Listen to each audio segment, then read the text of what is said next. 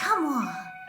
To the United States of Paranormal, presenting Dolltober, a month-long event where these two teams will be delivering terrifying tales of positively adorable possessed dollies. It's going to be so much fun.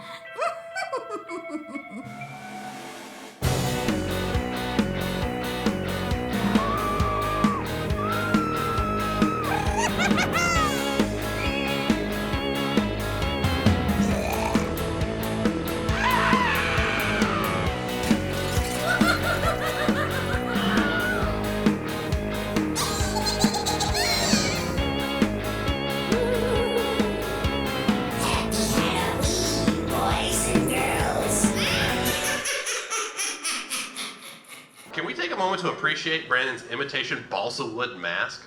Yeah, it looks horrendous. How's everybody doing tonight?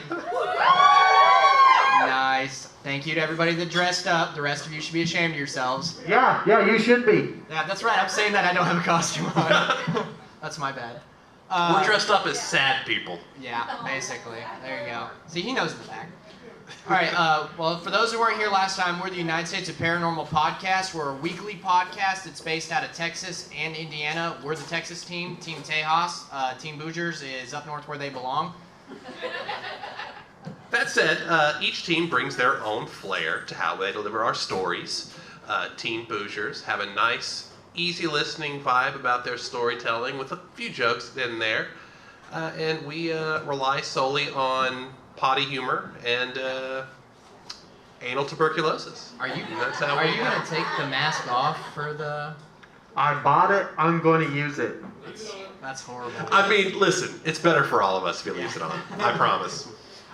Okay, so last time we were here, we did, basically, we did 3 cryptid stories, and you guys had to determine what was real. That was the sound of me starting the recording, which I forgot to do. Way to go. Boo, Matt. That's fine. So welcome to the United States of Paranormal Podcast. I am not reiterating all that. We're just going to... Anybody that listens to this thing knows that we're a bunch of screw-ups, so... Do you assume someone's going to listen? But we want to thank Pour Brothers real quick for having us come back, so we can get a round of applause for Pour Brothers. I'm going to mention again for everybody that just got here, if you buy any food from the Seasons over here, you get entered in a raffle, so make sure you get your raffle ticket if you buy any grub. And another way to get in the raffle for the pint glasses is getting one of our seasonal koozies. So also suggest everyone buys lots of booze so they can actually make through this travesty that's about to occur here. That's fair. I'm a little bit more optimistic than that. But. Yeah, it's a happy travesty. Okay, so but we've got 2 glasses up here for the costume contest, first place and second place, and then we've got 3 other pint glasses that are for the raffle. So like I said, if you want to get in on it, get some grub or get some koozies. But that being said, we also lean heavily on crowd participation because we can't keep this afloat by ourselves. So I actually wanted to see if anybody wanted to come up and name off some of their like Halloween traditions they have. Has anybody got something they do every year or something they look forward to every year? I'd love to hear from you. Somebody has got to stand up. There you go. Which? The one that's your size. Yeah, I noticed, Logan. Do we need to lower that for you? Maybe a little bit. Just a little bit. It can bend. There you go. It's can you there, tell it's everybody there. what's your name? Amber. Hi, Amber. Hi. Everybody say hi to Amber. Hi, Amber. Hi, everybody. What you up to tell us about? Usually every Halloween I watch all the Scream movies. And I also make sure to watch Trick or Treat. You watch all the Scream movies? Yes. So you watch the one with Hayden Panettiere in it? Yes. You can sit back down. And what that also tells us is that... Okay, I also watch Freddy Krueger, but Take the mask off, please. Your audio is awful. Okay, what that also tells us is that she spends her whole day and night watching Scream and Trick or Treat, which means she does not go out. No, that's not true. She actually lives in a neighborhood that actually still has decent trick-or-treating, and she does that really good, so you just made yourself kind of look like an ass. If you know any neighborhoods that are doing fantastic trick-or-treating, please hit us up at the United States of Paranormal at gmail.com. Yeah, it's pretty hard to get it going. Oh, you don't have to email me, Amber. Please don't. You don't have to talk to me. I jest. Okay, so what we're going to get it off is all of us are doing something a little bit different this time. They both have... you have a story? Yeah. No. Yes, I have a story. You have a story? Yeah. Okay. Look, just because I forgot my notes does not mean I don't have most of it memorized, and I have the part that I don't have memorized with me. So we're good.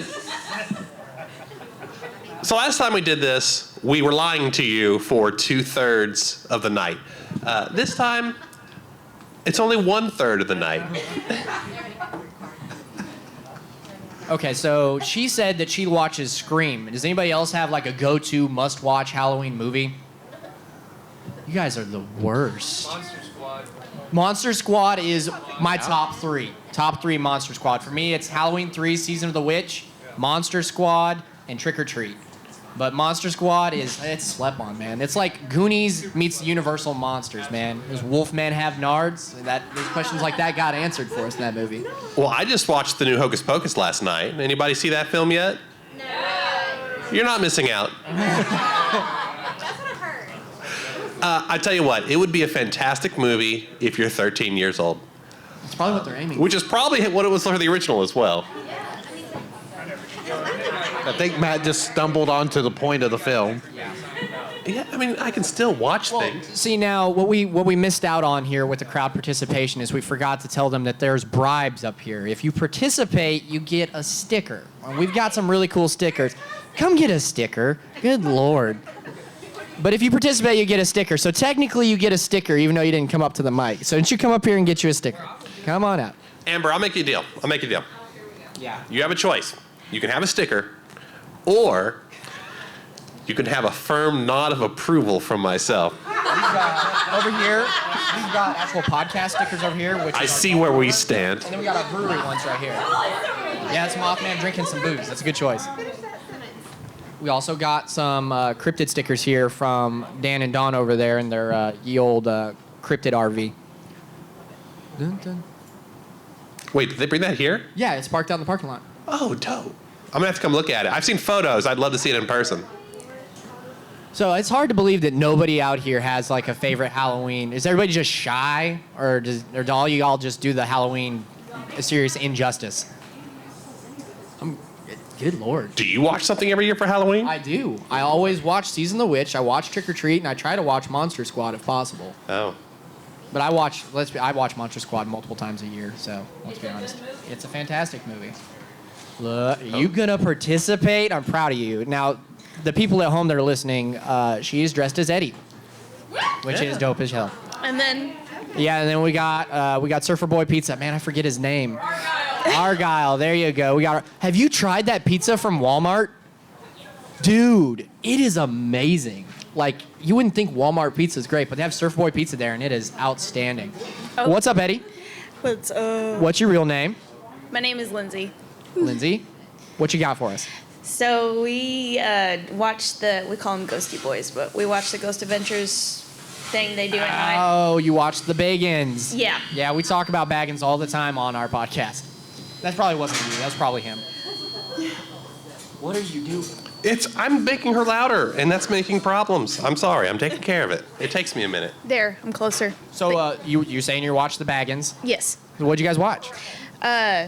Just when they do their Halloween special. Yeah. That's what we just we sit there and watch that. Was it like his actual spooky stuff, or was it Baggins hosting that bake-off thing? No, the one that they we haven't.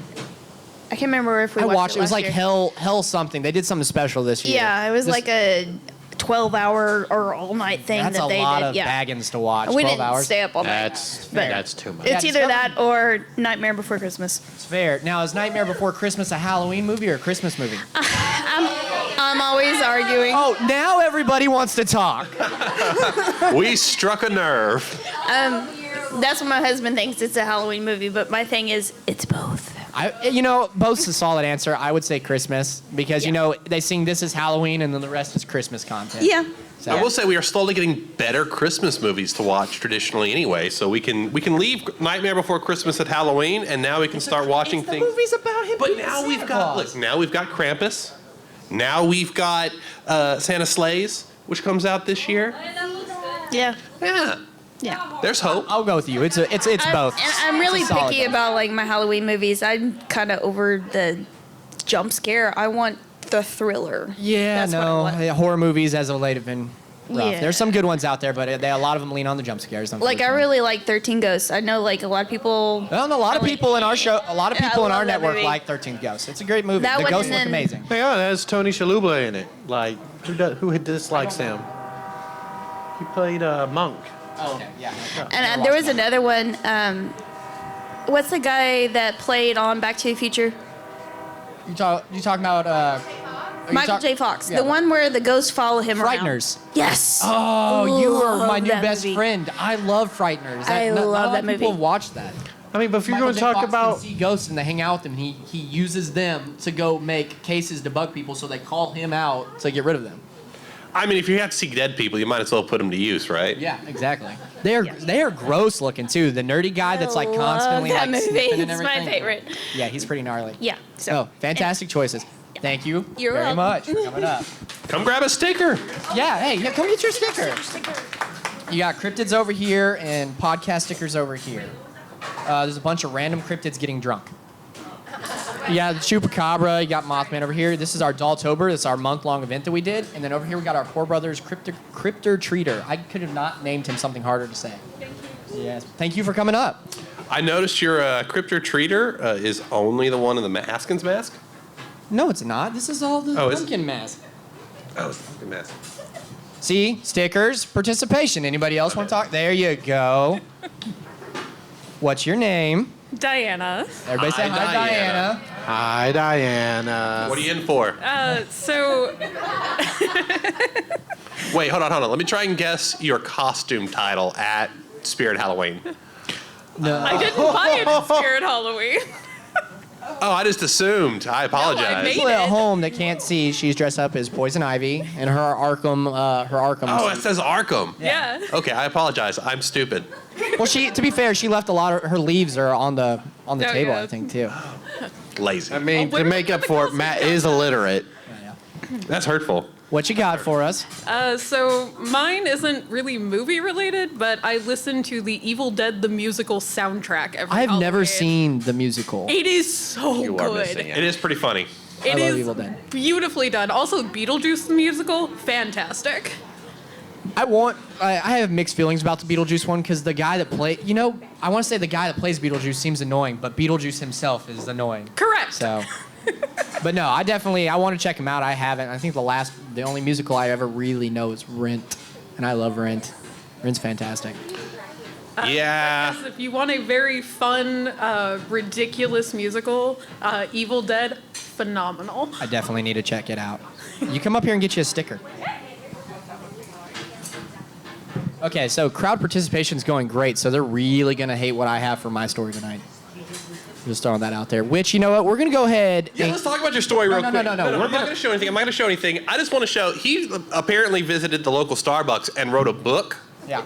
and decided to deliver that here tonight. So I look forward to hearing his dissertation. Well, we're gonna go ahead and start with mine to get them to participate a little bit more. So, what we've got here is I'm gonna need people that want to be part of a reading, basically. So, if you want to get on mic, raise your hand. But I need at least, I think, like 6 people.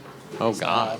Uh-oh. Yeah. See, look, hands raising. I like it. Okay, so He didn't tell us about this, so... no, this see, is- because this was my plan. See, everybody was like, we're gonna read a story, and I mean that was it. And I was like, why am I gonna waste my time and read a story when I can have the crowd read my story? So, okay, so the biggest part here is going to be the narrator. So who wants to be the narrator? You'd be like the crypt keeper. Somebody's got to be the narrator. So somebody raise a hand. Or I'll pick somebody without them raising their hand. I have no problem with it. You want to read? You gonna do it for me? See, you didn't raise your hand. That's what happens. You're not safe. You don't raise your hand. So you're gonna be the narrator. I got it all highlighted for you. So that's good. You're going to have to get up and get on the mic, too, when it happens. So. Okay, next we have got our antagonist. His name's Kyle. Who wants to be Kyle? I will come to you. I'm going to Argyle. Argyle, you want to be Kyle? You're Kyle, Argyle. As somebody who personally knows a Kyle, nobody wants. You're highlighted. You're going to have to come up here because you're going to have to get on the mic. Where is he, by the way? He's working. All right, and then we've got Forever a Detective disappointment. Tap. Who wants to be Detective Tap? The Tap Man. Seriously, you don't raise your hands, I'm coming for you. Eddie. All right there. You got to do the Tap Man justice, all right? There you go. You're highlighted.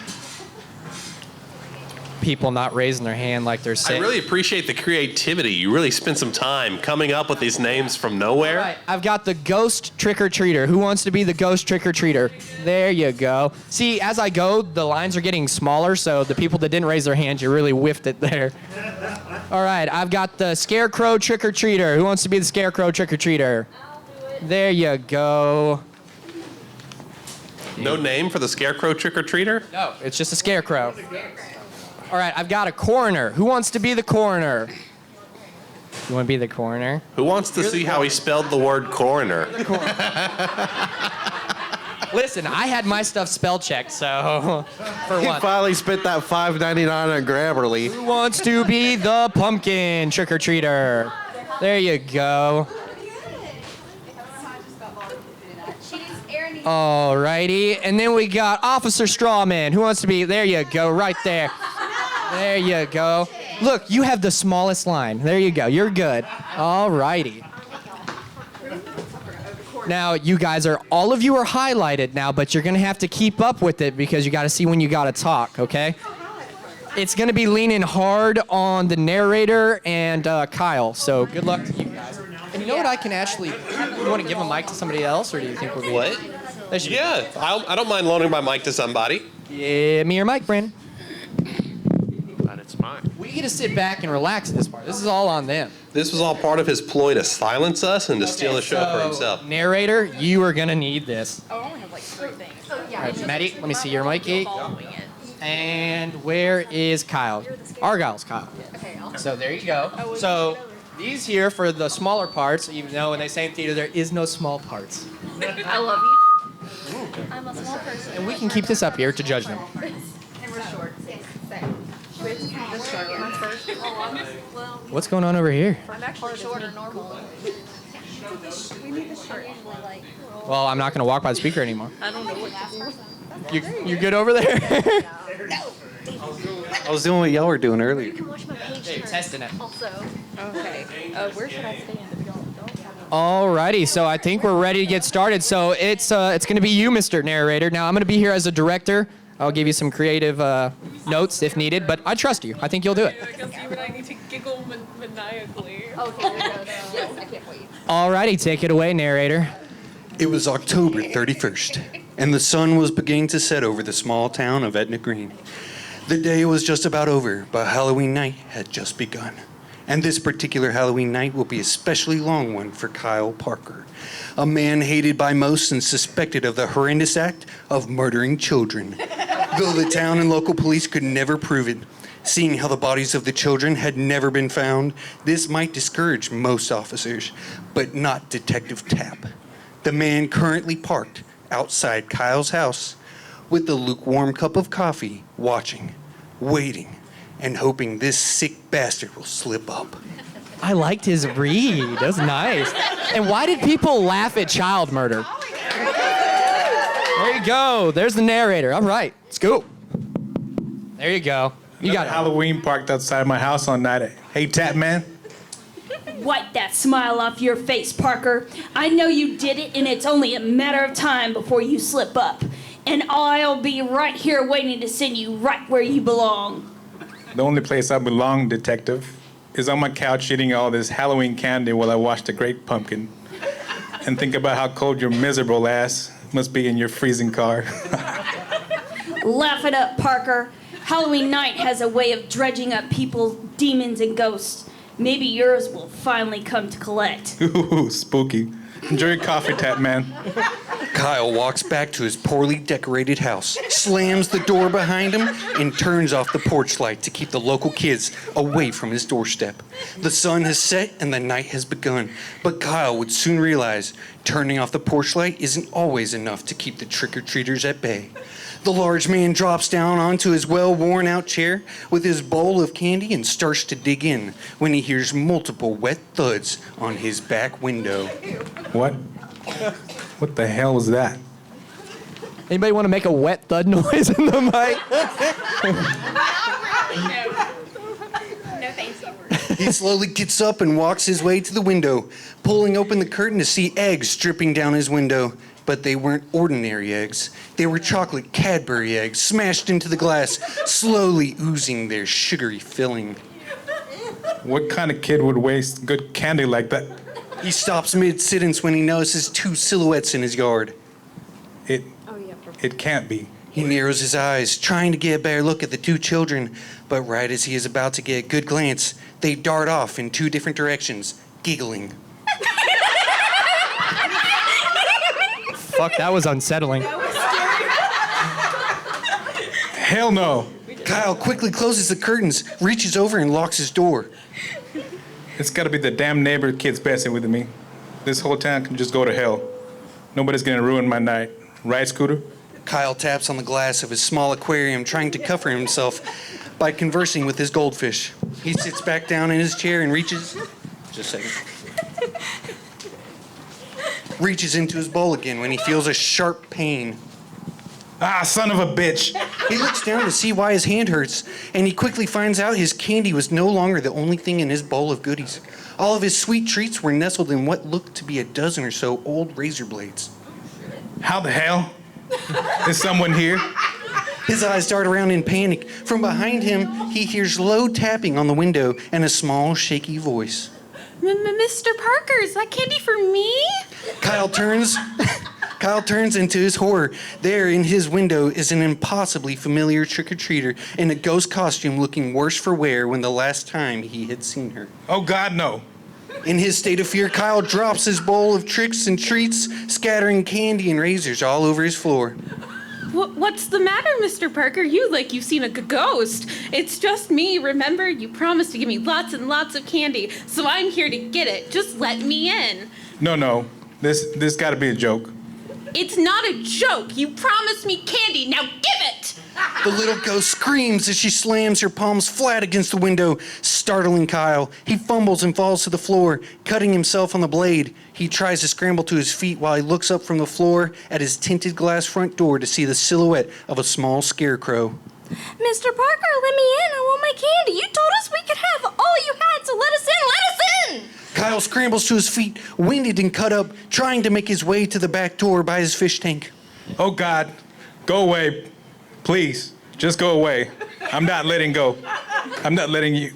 Kyle freezes as he notices his fish tank is no longer full of water with Scooter, but now full of what looks like Skittles. And on the floor is a red puddle of what he could only assume was Scooter the fish. Why? Why are you doing this? What do you want from me? Please tell me. Everything in the house goes quiet, and Kyle hears the worst voice yet coming from the top of his stairs. He slowly looks up to see a frosted-over trick-or-treater in a pumpkin mask staring down at him, slowly dripping water from his thawing body.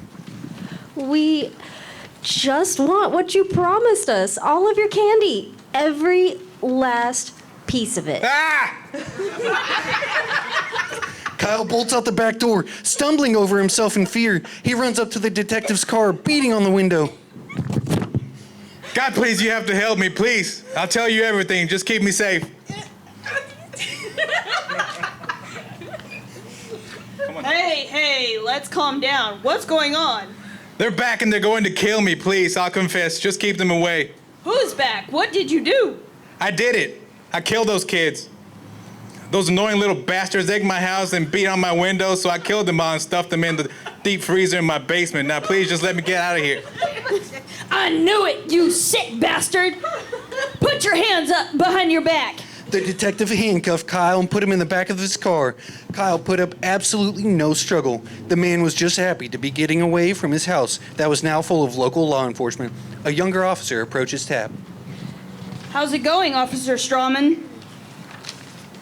Man, I cannot believe you got him to confess on tape, Tap. But don't you think it was a bit risky to have your kids come out here and freak him out like that? I know it was a bit of a gamble, but they're always safe outside in my sight. Tap looks down at his two kids standing beside him in their ghost and scarecrow outfits and smiles. And as far as Mr. Parker knows, he was visited by some angry ghosts, right, kids? Yeah, that bad man got what he deserved. But Dad, what about all the other kids that was in the house? I thought you said we had to stay outside. What other? Before Tap could finish what he was saying, the coroner interrupted him. Sir, I just want to let you know that we found a third child in the freezer. What? There were a total of 3, a ghost, a scarecrow, and another kid in a pumpkin mask. He seemed to have been in there quite a while longer than the other 2. The pumpkin! Back in the squad car, Kyle sits calmly when he hears a familiar voice.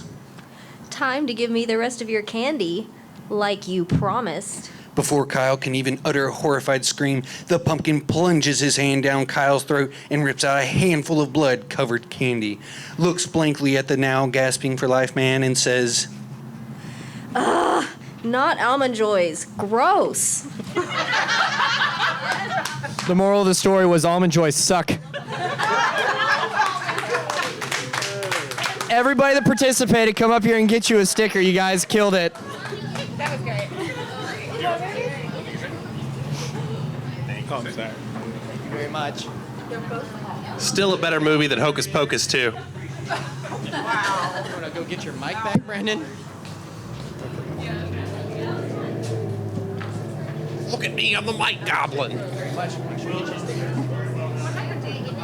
They're all swapped. Over here, over here. Man, good luck editing for that. Next week, we'll be performing Hamilton. Thank you, everybody that came up and participated. Y'all killed it. Now that we're starting to thaw out here and people are coming up, does anybody want to come up and tell us about any Halloween tradition? I know you guys have got to have them. I'm not coming through. There you go. I'm about to make a bunch of noise. There we go. Yeah. Alrighty, so who's next? Is it you or Brandon? I'll go. That's right, you will. Home, so. That's fine. I don't need a lot. I didn't bring a script. I'm not trying to make the next screenplay. Yeah, Matt's shooting for the bare minimum. That's fine. I'm gonna go down here and enjoy it like the audience. Listen, we use the word enjoy very loosely, sir. I'm gonna come sit by Eddie and Argyle. Where'd Argyle go? Fair enough. The first one left for the night. Good job with Detective Tap. You killed it. Okay, so my story takes place in Washington State, just south of the town of Winlock in Lewis County. Lewis County? I hope I'm saying this. Where's my county? Hold on. My idea is starting to look good now, isn't it? Well, I had to. It's fine. I had to pull a thing up that it wasn't. We're good. We're fine. It's fun. We're gonna have a good time. Bringing out the dad voice. Okay. I have lost the county, but that's fine. We don't need counties. What are counties anyway? But like broader towns. So yeah, just south of the town of Winlock in Washington State. It's actually not too far from where I used to live in Washington State, surprisingly enough. But in this region, deep in the woods, in the 1800s, the Snow family developed a homestead. On that homestead, there was a functional farm to feed the family and a 1 acre by 1 acre cemetery. That cemetery houses about 20 or so family members, and I believe 3 generations is what it looks like based on the birth and death dates. In this cemetery is a small plaque inscribed with a poem. That poem reads, "Dear ancestor, your tombstone stands among the rest, neglected and alone. Your name and date are chiseled out on polished marble stone. It reached out to all who care. It is too late to mourn. You didn't know that I exist. You died before I was born. Yet each of us are elves, eels, elves. That's some old language stuff I don't get. Of you, in flesh, in blood, in bone. Our blood contracts and beats a pulse entirely not our own. Dear ancestor, the place you filled 100 years ago spreads out among the ones you left, who would have loved you so. I wonder if you lived and loved. I wonder if you knew that someday I would find the spot and come to visit you. Beautiful little poem. That was all on a tombstone? No. It's on a small plaque that's in the cemetery. Okay, I was about to say. God, listen to the story, Logan. The story is not about the the cemetery. The story is about what people have found residing in the cemetery. This is the story of the Brinson Hollow monster. So our story starts, I think there's 3 instances. The first instance, 2 young boys were coming to explore this cemetery in the 1960s. I believe 1961 would be the exact year. As they are exploring, they start to feel a chill and the feeling of somebody watching them from behind. As they turn with their flashlights, they see what appears to be an 8-foot tall white-furred creature with glowing red eyes. It proceeds to chase them out of the forest to the main road where they had entered from. Once they reached the main road, the creature had disappeared. They proceeded to start telling people about this encounter. And so a few weeks later, a group of young men come to the forest to look for this creature. They end up traveling to the cemetery, and lo and behold, they see it. And they open fire on it because they have guns. And nothing has any effect on this creature. It proceeds to chase them. Oh, go ahead, Logan. I was going to say this sounds like a plot to Scooby-Doo until the firearms got involved. You know, a Scooby-Doo mystery would end a lot better if they had some. They'd solve them a lot quicker for sure. I mean, the landlord would be an easy target if Shaggy just had a gat. So they open fire on this creature to no effect, and once again, they are chased out of the cemetery. About a year later, a couple is doing, they're disappointing Jesus. Oh, no, not in a cemetery. At the location of the homestead, and they feel like somebody is watching them from a distance. That's a cuck monster. The boyfriend gets angry and goes to investigate and yell at this guy, I assume to call him a creep or to invite him to join. We don't judge.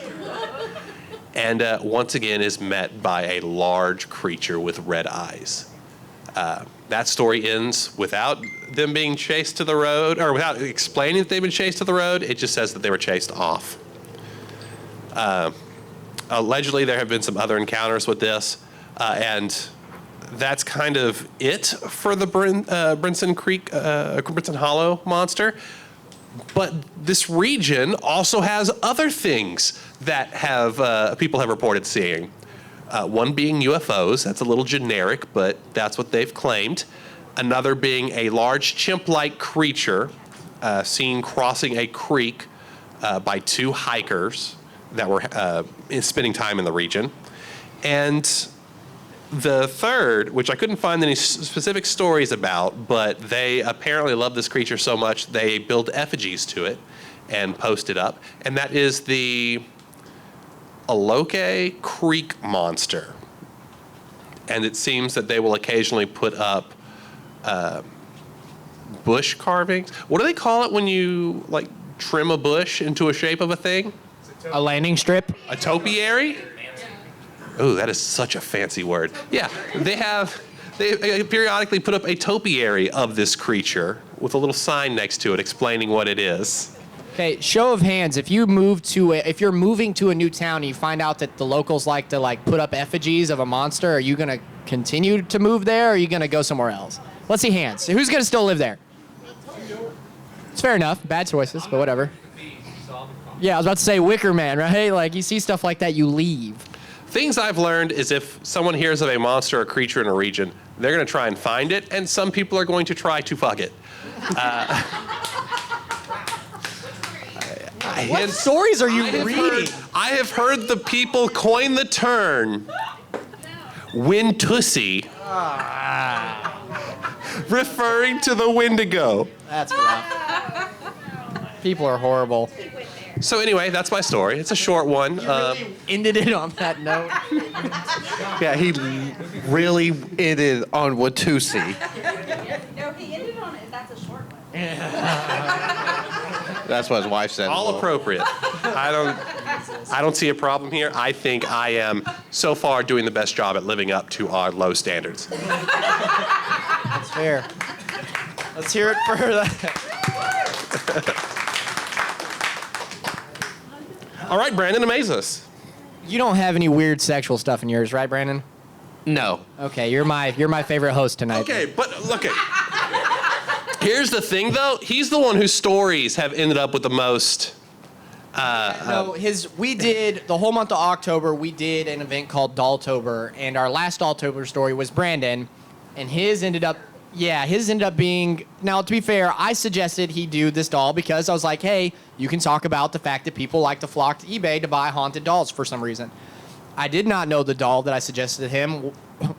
The psychic that saw it claimed that the doll was possessed by two spirits, one of a child and the other of a child molester. So he did a whole episode about the world's creepiest doll. There was also the Andrews family. Yeah, that didn't end well either. And Nadecker. Yeah. But Brandon says he's not doing anything like that this time, so there's that. So what do you got for us, Brandon? Yeah. Well, so my story is actually going to start in Illinois in a town called Basilica. All right. This is a haunting. Now, we actually know who these spirits are because this happened to be done in 1912. It is one of the most famous cold cases in American history. This happened about a month after the Titanic, and it actually took the Titanic off of national news. So how the story goes is we have let's see, what was their name? Sorry.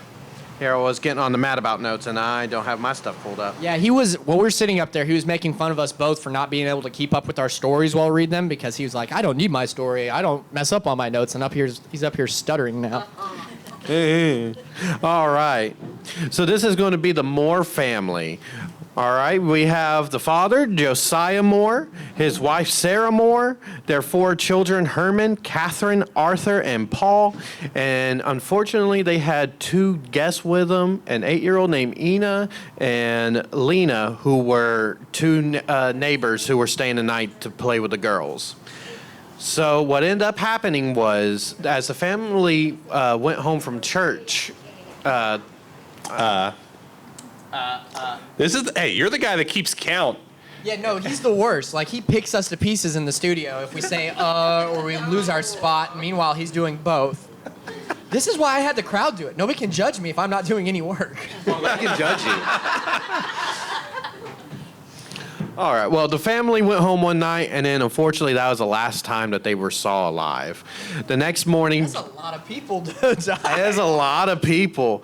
So Josiah's brother ended up going to the house the next morning because he noticed that no one was out taking care of the animals because this was a farmhouse, on a large plot of land, had a bunch of, cows, goats, whatever else, other animals they needed to take care of, and no one was out doing the chores that morning. So his brother comes in and he walks to the house and he knocks on one of the bedroom doors, opens it, and saw an arm and a bunch of blood on the floor. They call in the police. And the deputy comes in, and this is also known as one of the biggest botched murder mysteries, at that time, because everything was contaminated. They didn't quarantine anything off. They brought in a bunch of people, and things got moved around and joshed around. But what they found was at the bottom of the stairs was a bloodied axe, and that all the mirrors were covered. So what they figured was someone snuck into the attic from the outside somehow and then waited for the family to come home because all the doors were locked. So they figured he came in and then left through the same way. There were 3 suspects that people assumed were the killer. One was a man by the name of Reverend George Jacqueline Kelly. He actually attended their last church service the night before the family was killed, and he actually confessed, but later they had someone corroborate an alibi for him, and he was acquitted of all charges, and it was later revealed that his testimony that he committed to the murder was actually under duress. There was also a gentleman who next town over showed up, and he was looking for a job with one of the local construction companies. And this was an odd gentleman. He ended up working for this company, and they had a labor camp kind of deal where they would all sleep together and stuff. And he would always go to sleep with an axe with him, and he would.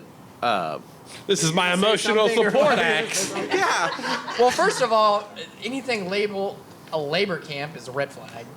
Just slavery with extra steps. Had to sleep together, like bunks. Okay, it wasn't anything sexy. Yeah, nothing sexy. Okay, and then he slept with it. There's just a lot of red and flags. he was I like, to see if you were gonna say something. Yeah, he was oddly obsessed with the case. Like whenever the newspapers actually started coming out talking about the story, he was the first one out there to buy the newspaper, and he constantly talked about it to the point where the foreman actually called the police on him. If you were the guy that sleeps with your axe, you probably shouldn't be really excited about an axe murderer. Yeah. Just try to keep low key as possible. And then the last suspect was actually a state senator. He ran a business that he was in competition with Josiah with. And it was rumored that Josiah was sleeping with his niece. And so they speculated that the state senator actually paid off a hitman to come and kill the family. Those are the 3 main suspects, but nothing has ever been proven. It is, like I said, one of the biggest cold cases in the country. But afterwards, as the town started getting built up, multiple people started buying and renting the house.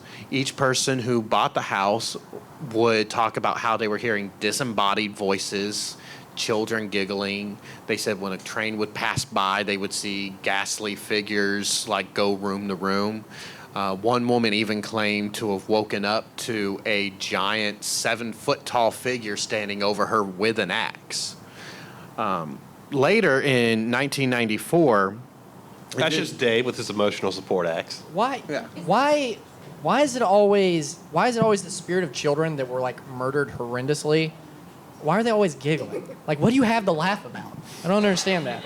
I gotta go get my beer. I left it with Argyle. What do you want people to hear? The sound of children saying, "Man, this sucks." Sucks. I mean, it would make more sense, you'd think.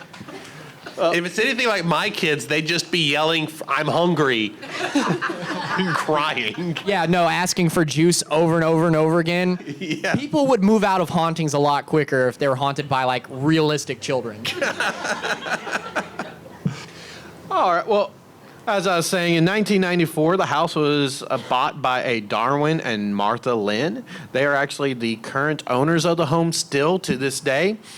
They bought the home with the idea of turning it into a historical piece, a museum piece to kind of show what the houses were like back in the early 20th century. And here in the den, there was a head over here and an arm over here. And this is a beautiful artisan lower torso. Well, and they didn't know anything about the history of the house when they bought it, but they noticed when they were living at it at the time when they were remodeling it, and they complained about not being able to sleep. They were hearing the voices. And then they started getting an influx of letters from paranormal investigators to try and come to the house to commune with the spirits and look for proof. They actually didn't know anything about the paranormal at all. They said they didn't know being a paranormal investigator was a thing at the time. They later learned. They moved out of the house, and they actually turned it into a haunted hotel. So for about $4.50 a night, you can actually go there, and they will give you the keys to the house, and they will let you sleep there to experience the spooky for yourself. And that's currently where the house is, and there's all sorts of stories with people who have stayed the night there, talking about their experiences. Now, kind of a question for the audience. Do you think these people, when they turn stuff like Lindsay Borden's house or the actual house The Conjuring was based on into a B&B, do you have an experience there, or do you automatically assume it's authentic, or like did Tiffany that owns the B&B put a Bluetooth speaker in the wall and was like, cute spooky music?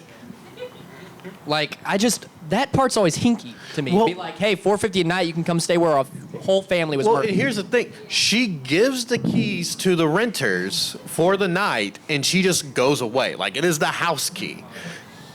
I feel that, but still you're profiting off of like a small gaggle of human beings being murdered. She goes away as she heads down into the basement, the control room. She goes and Cue the watches sound all of her cameras she has in her house to see what's going on. Why is there a sound system in the living room? I do think it is, that does make me not trust things. After going over the Winchester house, episode 7, Well, it's an instant red flag when you find out a person that builds theme parks also owns it, and it's like, it's super haunted. I'm like, yes, I can absolutely trust you. Yeah, exactly. Like, at that point, you have to take everything they say with a grain of salt because they're making their livelihood off of you thinking the place is haunted. Well, and who at house owning age hasn't heard of Paranormal Investigators in 1994? Because there's already been several movies like this. Like, there's people who are nationally famous for this by this point. Well, it makes it an investment at that point. When all that started getting big and started with like taps, like the ghost hunters and all that, everything, buying spooky real estate was where it's at. Like, you find out they're making a movie on The Conjuring, you want to go buy that house before that movie comes out because that place is, excuse my French, a shit show. Like, it is a horrendous house. Like, it is fallen apart. It's been around forever. And people shelled out tons of money to buy that house. Well, yeah, and as we discovered with Harold and the haunted doll eBay boom of the early 2000s. The doll was bought multiple times on eBay for $700. And it was just off of somebody saying, like, oh, it's totally haunted. And people are like, oh, sounds legit. Yeah, it sounds like you... Well, and the guy who originally bought it admitted he faked the haunting videos and he made up the story. Twice. So listen, if any of you have $700 burning a hole in your pocket, I have a lovely haunted marshmallow fluff tiki mug. It's Booberry, you heathen. Oh, my bad. You even called it Booberry in the chat. That's how we're gonna fund the podcast. You already said I'm illiterate. Bullshit on eBay. It's ridiculous. Literally, go to eBay, type in haunted stuff, and it's just pages and pages. And Zach, we call him Zach Baggins because that's just what we call him Douche Baggins. Zach Baggins is one of his most haunted dolls that he has in his place. You want to know where he bought it? eBay. He was like, dude, it said it was super spooky, so I bought it and put it in here. I just don't get it. So does anyone want to buy a haunted speaker? Like 3 people died inside it. Don't ask me how. But $700. That's my fee. I'll kill Logan on stage right now. I'll make this place haunted. It'll really jack up the real estate price. Good Lord. So is that it for your story? Yeah, that's basically so it. Now it's just a haunted B&B? Yeah, it is a haunted B&B, $4.50 a night. Has anybody ever gone to the one out in Louisiana? What is that? Our buddy's mom used to work there. Myrtle Plantation. Anybody been to Myrtle? Come up to the microphone. We'll get to you in a second. Argyle, you raised your hand too. Get your ass up here. I want to get both your experiences here. Argyle being all reluctant when he was the star of our play. Right, like pulling teeth. I know, right? Sorry, we're active. Oh, you're fine. So when did you guys go over there? 2014. Yeah. 2014-ish. You want to scoot that up for Argyle, or is it gonna be all right? Yeah, I can make that taller. Got it. Man, I feel like we should have like a 5-minute period at the start of these live shows where we just teach people how to use microphones. Hey, Okay, so you said you went in 2014. Now I know you get to choose. You get to like pick where you're going. Like there's multiple spots out there and everything. Right. What you guys remember? What you got? What room you went for? No, actually, this is the last room that was available, so it was on the second floor, right at. So the least spooky, probably then. Probably. Okay. Up the staircase, first room. They're probably like the money curates the spooky experience. No, it definitely does. Like if you rent the place where the kid died over there, that's like the most expensive room. And then it's like, then we got the farmhand house, and it's like, that's a little cheaper. Well, they have a bunch of like side houses. It's not the farmhand It's house. like for $50, you could it's sleep like- out in the yard. You won't see any spooky, but you'll be here. So there was great breakfast. Yes. Anything spooky at all? You buy a haunted lanyard? Her snoring next to me, probably. They had hauntingly good eggs in the morning. No. It just. I grew up in a haunted house when I was a little kid. And see, I asked if anybody had anything they wanted to talk about, and you were like, I'm not going to talk about the haunted house I lived in. Probably not here. You're dropping the ball. We weren't here yet because we got a lot of stories for you. But no, I mean, it just felt uneasy, but nothing happened. It's kind of hard to tell because it's an old house. Old houses breathe. Like it would wake me up with creaking, and I can't sit here and say that was a haunting. Well, how do you know it's haunted? Because of that picture. You take their words on it. I grew up in a haunted house too. It was just haunted by the dashed hopes and dreams of my parents. It hits a little harder when you know his parents. So you said you lived in a haunted house like when you were a kid or an adult? Yeah. And it wasn't just myself. It was everybody that was there. Poltergeist. I mean, stuff would fly out. Okay, so drawers. So we've explained it. Like I've had experiences and stuff. Now, it makes you sound like you're crazy when you talk about it. But like you were talking about the feeling of the plantation when you're there, opposed to the feeling of your house and what you dealt with. Now it just feels like the atmosphere just feels thick in a haunting. Like there's no good way to explain it to people other than like it feels thick. Right. Is that kind of what you experienced? Right. At the plantation, it was just uneasy, uncomfortable, but never. Well, I mean, it's okay to feel uncomfortable when you're hanging out on a plantation from way back in the day. Right. Normally, It's back fine. then I was working, but no.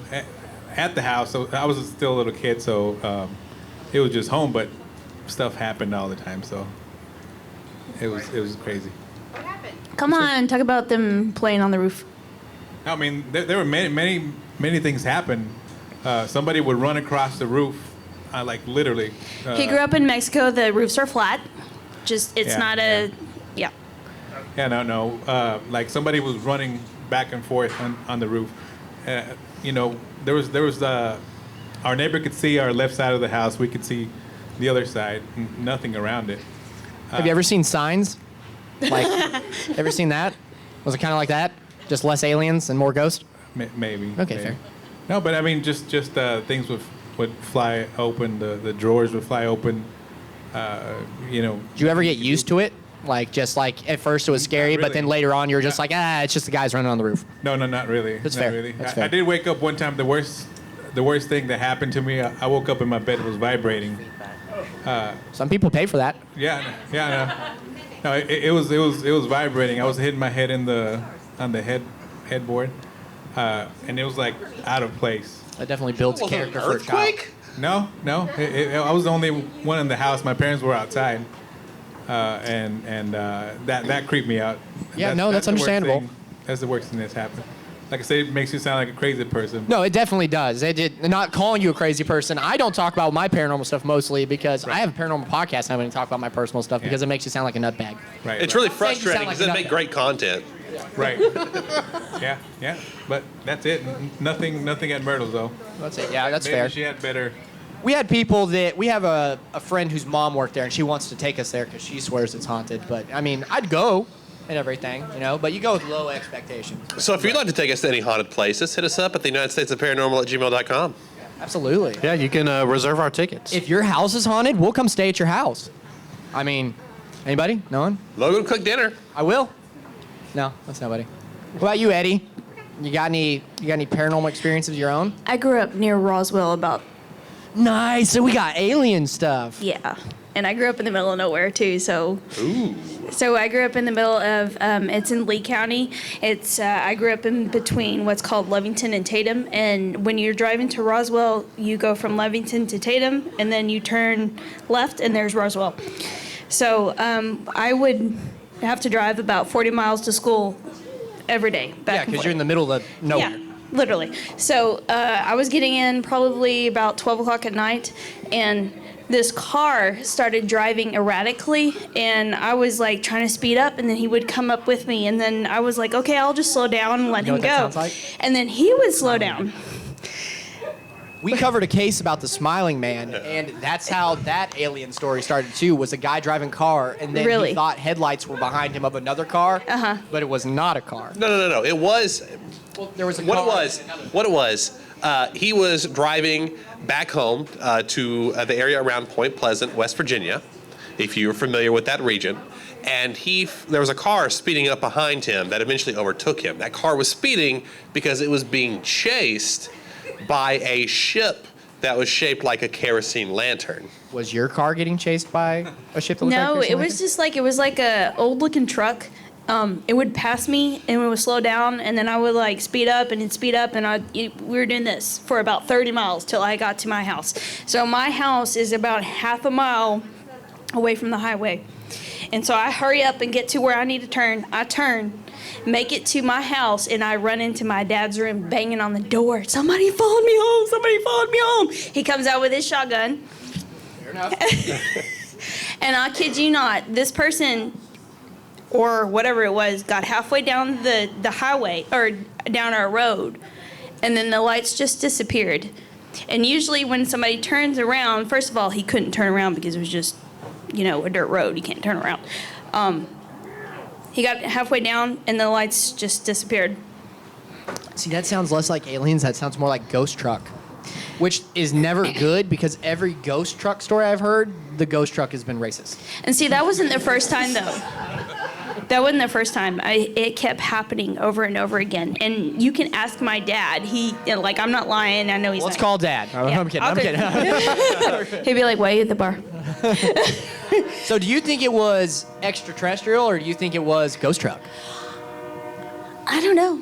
Could have been. I like ghost truck. It could have been ghost truck. But, we used to sit out in the back, and we'd just watch things go across the sky. He saw one time, and it was just sitting there, and it shot straight up in the air.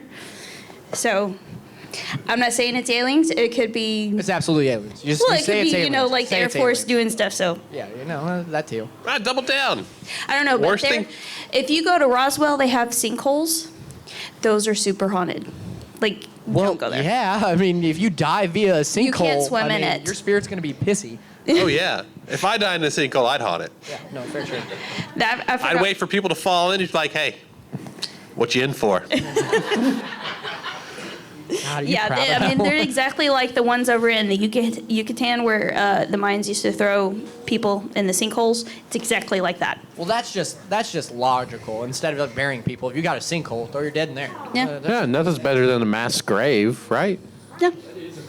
Yeah, no, absolutely. So, but yeah, if you ever go to Roswell, don't waste your money on going to the Alien Museum. No, I've always wanted to go to Roswell because I'm just a big fan of all the paranormal and stuff and all aliens and all that.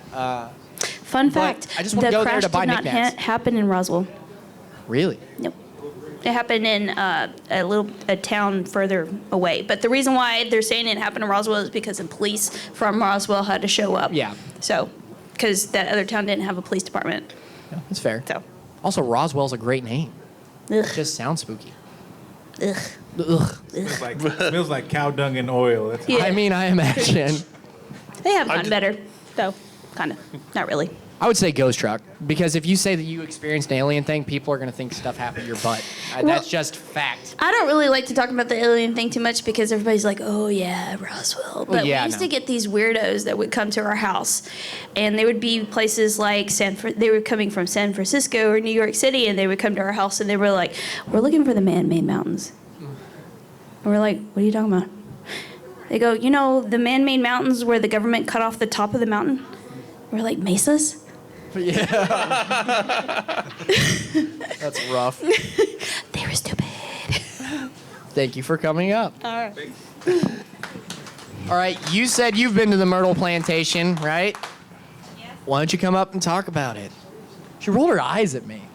I wonder why. I don't know. She's coming. Just take a second. There's not. Let me come fix it for you. That is. I only work here and I can barely work on myself. There we go. All right. What's your name? Dawn. Dawn, everybody. This is where we clap, audience. Hi, Dawn. Hi. This is also my mother. Wow, I feel sorry for her. Nepotism at its finest. What? Tell us about your encounter. Okay, first of all, did you get like a fancy spooky room, or did you? No, we stayed in the carriage house. The carriage house. You gotta talk into the microphone. We stayed in the carriage house. Okay, so did anything happen in the carriage house, or was that like them over there, where it was like the last thing that you could get? No, nothing happened in the carriage house, and I stayed up all night. So why would you want to go if nothing happened there? No, what happened was at 2:00 in the morning, everyone from the house, the carriage houses, and everything got together on the front porch. And when the caretaker left, we all went on a tour of everyone's room in the Myrtle Plantation. So you guys did your own tour? It wasn't like a sanctioned tour? Pretty much. Hell yeah, that's the best. We all stayed up until, what, 7? Where'd you go? Like 7 o'clock in the morning? This wasn't like a bunch of like middle-aged people doing like a weird key party type situation, was it? It was a whole bunch of different people from different places all getting together on the front porch and taking a tour of the Myrtle Plantation. So what was going on is the people that couldn't afford or get the spooky room was like, let me get a look at that spooky room. And they're like, nah. Yep. That's fair. That's fair. That's strategic. Why didn't you guys think of that, Argyle? We were drunk. Fair enough. He said he was drunk. That's fair. So we went through the whole place, and we didn't think we saw anything, but when I got home, I had taken pictures of all the rooms. And there's a room that's in the Myrtle Plantation on the top floor that has a doll, and they say it moves. I'm so tired of doll content at this point. Well, no one saw it move, but I took like 7 pictures of that doll. And in the 7th picture, that doll wasn't there anymore when I got home. Did you stop to ask the doll if it was a sex offender? No, I did not. Well, I learned recently that you probably should. It moved in the hall and started calling people racial slurs. But basically, that doll's been documented. Whoever stays in that room, it shows up in different locations throughout the night. Ain't about that. Yeah. That is classic. Thank you for Annabelle. coming. Find out it has to knock on the door of everyone who visits. Okay, so we got about 20 people out here. And anybody else have a paranormal experience or go to a haunted day? You raised your hand. Get on up there. You're not getting another sticker, though. It's okay. I still have more stickers than Brandon. It's fair. Suck it. So a little bit closer to home, and I've actually pitched this to Brandon for y'all to do something on. Have any of you been to the USS Lexington in Corpus Christi? No, I've never been to Corpus Christi. I lived in Galveston once, though. Don't recommend it. Fair enough. Yeah, that place is like haunted. Although I watched the what is it, Taps or whatever. Did you stay? You stayed on there or just Yeah, visited? no, I stayed the night. Okay, so I've heard people talk about these tours and these like old battleships and stuff that they can stay on, and everybody that stayed the night was like, they're like, this was poorly thought out because there is no air conditioning, the beds suck, and the rooms are small. Was that the case? So we actually stayed in the bunks because it was for a Girl Scout troop many years ago. So Fair. we were in like the actual like tiny bunks, like 4 tall. Was it hot? I don't remember it being that bad actually. Other than the fact that your headroom is nothing. So did you go? Were you a Girl Scout? Yeah. Oh, okay. Yeah. I'm going to get away from the speaker. It's getting mad. And I'm not gonna say like I saw an apparition. I didn't, but when I was taking the tour, you're going down like the little hallways and there's displays and displays and stuff. And I was like looking at it was like a replica of like a submarine, and so nothing particularly spooky was going on. I like how her eyes follow me as I move. But as I was like looking at everything, I started like feeling like I was having a panic attack, and I'm like, nothing weird is happening right now. As far as you know. As far as I was aware, I was like, nothing weird is happening. Like, why do I feel like? And you're right, it's thick. Like the air gets thick, and you feel like you're claustrophobic.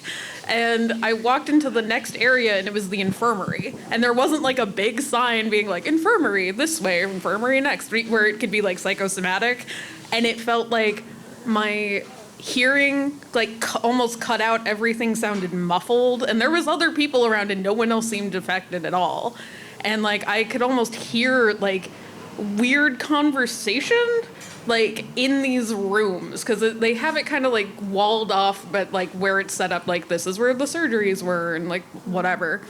And I swear I could hear someone screaming, and I was just freaking out, heart racing. The air seemed thick, and like my vision started to kind of black dots on the edges, and I ran out of there, and it finally like cleared up, and I was like, oh, that's nope, didn't like that at all. That's fair. And then I heard people when we were at the bunks and everyone was supposed to like be in their rooms, we heard people like running down the halls during the night at like 3 o'clock in the morning. I ain't about it. I'm not about boats in general, though. I don't like the concept. I'm good. Yeah, but like, what? Did you end up being fear of floating? That's I mean, it's pretty well docked there. I'm not even sure they can move it if they wanted to at this point. It's fair. Aren't they moving the battleship Texas to Beaumont? Or wasn't that something they were trying to do? Yeah. Is that happening, or did they do it already and I missed it? They haven't done it. I don't know if it's still happening, but that would be Okay. Oh, okay. So haunted Girl Scout story. Nice. Yeah. Do you still got the hookup on Thin Mints? Not anymore. I've moved too many times. All right, go sit down. Watch, I'm in your spot. You're in my spot. No. My bad. I hear when it's not Girl Scout season, you can actually buy them under a different brand name Yeah, at then they're Family just Dollar. Mint Thins instead of Thin Mints. They're not the same. They're not the same? No, you got to get that authentic Girl Scout cookies where they hit you up in the middle of a Walmart parking lot and make you feel guilty. That's the full experience. I've never been approached by a Girl Scout. I bought, I mean, this season alone, I probably bought like 12 boxes total of They probably look at me and they're like, that guy's had enough cookies. We don't need to sell to him. You're the ones that they target. They're like, buy more. I think they come after me specifically because I have a bunch of small children in my cart. And they're like, hey, you want to buy a cookie? And I'm like, you sons of bitches. They're like a... target these guys. They're like a crack dealer for kids. Hey, kids, you want some sweets? At least it's practical. Boy Scouts, we got to sell popcorn. And who wants to buy popcorn in the summer in Texas? Be like, hey, you want a box of popcorn? I'm like, no. But we'll buy melted cookies in the summer. I don't know what to... You'll buy melted cookies. I'll be did. disappointed. I think I still have some that might be stale in my cabinet right now. Put them in the freezer. You giving me cookie advice? Yes. That's and fair. There's actually recipes that you can make with the Girl Scout cookies. I'm the guy that buys snack foods and then forgets they exist. And by the time I remember, my girlfriend or my children have eaten them all by that time. And then I'm just sad. I'm the opposite. Matt eats all of his children's snacks. My wife buys snacks, and I consume them all very quickly. Was it every year? I am clearly, we got the cups up here, they're mine. I am an avid lover of the General Mills monsters. Give me your Fruit Brute, your Yummy Mummy, Frankenberry, Count Chocula, Boo Berry. And I buy tons of the boxes of cereal. Like this year alone, we've had multiple boxes. I have not eaten a single bowl of that cereal. But I know my kids have ingested so much, and I know you have too, but I have not. I do. I wait too long. And this is the first year in forever Fruit Brute's been back. I'm like, I'm going to eat Fruit Brute. And then I go to eat Fruit Brute finally, and it's just like the box is empty. I'm just like, it's fair. It's fair. It's a single tear and a slow zoom in on his face. Yeah, it happens. Anyway, that was our sponsorship pitch for General Mills. Wish. Hey, if you're with General Mills Cereal Company, hit us up at the United States Paranormal at gmail.com. There are people that live in the area. I heard about this from a Kevin Smith podcast. He went to do a show, and he said every morning he woke up, it was near the place that made Cheerios and Lucky Charms, and every different day of the week, they put a different cereal on the manufacturer line. He was like, man, I woke up one day and it smelled like Lucky Charms, and it was amazing. The next day I woke up, it smelled like Honey Nut Cheerios. It was even better. He was like, it's the best town ever to live in. Meanwhile, you got those poor bastards in California that live next to the sriracha plant. And they're like, I wake up and it physically hurts to breathe. California, there's people who live in Evadale. Yeah. Some people get to wake up and smell Lucky Charms. Other people get to wake up and even know like it smells like shit. Fun fact, that is a substance, I think they call it lacquer or lacquer or something like that. It's some Sounds really a lot fancier gross thing they do to make their paper. Yeah, it's rough. Lucky you. Depends on the cereal, though. I'm picky about my sugary cereal. It was Bran Flakes. It's back when cereal used to give out really cool prizes and stuff, and now they're just like, hey, send us this clipping and you might get a book. Like, woo. I never got a decoder ring. I wish I got a decoder ring as a kid. What? That was just a one-off statement. There wasn't a story there. That was fucking decoder rings were well before you were born in cereal boxes, dog. That was like early 80s. Wow. It's almost like I was born out of my time. Yeah, no, you're like, oh, I wish I would have got a decoder ring. Meanwhile, I was like shaking down Kellogg's boxes, be like, oh, I want to get me a Pokemon. And Matt's like, I want a ring that's useless. What were you gonna decode? Things. Like what? I don't know. I was a kid. I was stupid. Clearly. Was stupid. Carried on to your adulthood. Thank you. I just confided something in you, and you have ripped me to shreds. Well, that should teach you a lesson. If you would also like to rip me to shreds, feel free to email us at UnitedStatesParanormal@gmail.com. That's fun talking about people tearing us to shreds. We've got nothing but good reviews except for one that was on somebody on Apple was like, before we get into our show, when it's our team, we like to small talk. We like to talk about, we haven't seen each other in a week. We want to talk about everybody's week. I mean, sometimes some of us talk about sister wives. I'm not going to name names. Well, some guy, I'm assuming it was a guy, wrote us a review on Apple, and he was like, I finally decided to listen to this paranormal podcast. It was just 3 guys talking about random shit. Does it ever get spooky? I was like, that guy clearly listened to the first 20 minutes and tapped out before we got to the spooky. But you know what? That's all podcasts, though? I'm going to say it's fair, though. Like, the guy came in here and was like, this episode said Robert the Doll. I learned about 15 seasons of Sister Wives. I think I'm going to tap out. Look, we're 3 middle-aged dudes. It doesn't get spookier. We obviously have a podcast. It doesn't get spookier than polygamy, though. That's a wild ride. And I'm not going to segue into that because I'll talk on it all night long. He will. He really will. Absolutely will. Next week, you can attend his TED Talk on Sister Wives. And if you want to be a Sister Wives, hit us up at the United States of Paranormal at gmail.com.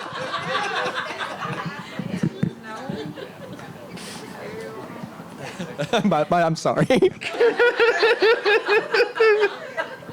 I'm about to go back in the audience and start shaking people down for stories, so I'll stop talking to people. I'm gonna get investigated now for suspension. See, the trick is, the gimmick of this is that we rely on you to give us content. I thought you were about to give tips for appropriating, doing Sister Wives correctly. You're like, the trick is you put them in separate houses so the government doesn't catch on. How would I know? Or at what point? We got a fella stand here. Come across, Brandon. We got somebody. We don't need you now. What's your name? Matt. Hi, Matt. Hi, Matt. You know, name him Better Matt. Are you familiar with the movie The One? I was gonna say Better Matt.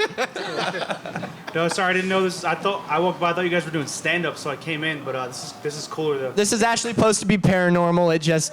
We're really bad at it. It's like 75% bullshit, and then the rest is paranormal. See how I didn't say the other percentage because my math would have been wrong and people would have judged me. No, miss. You actually reminded me. You were talking about ships. You reminded me of a paranormal story that I had.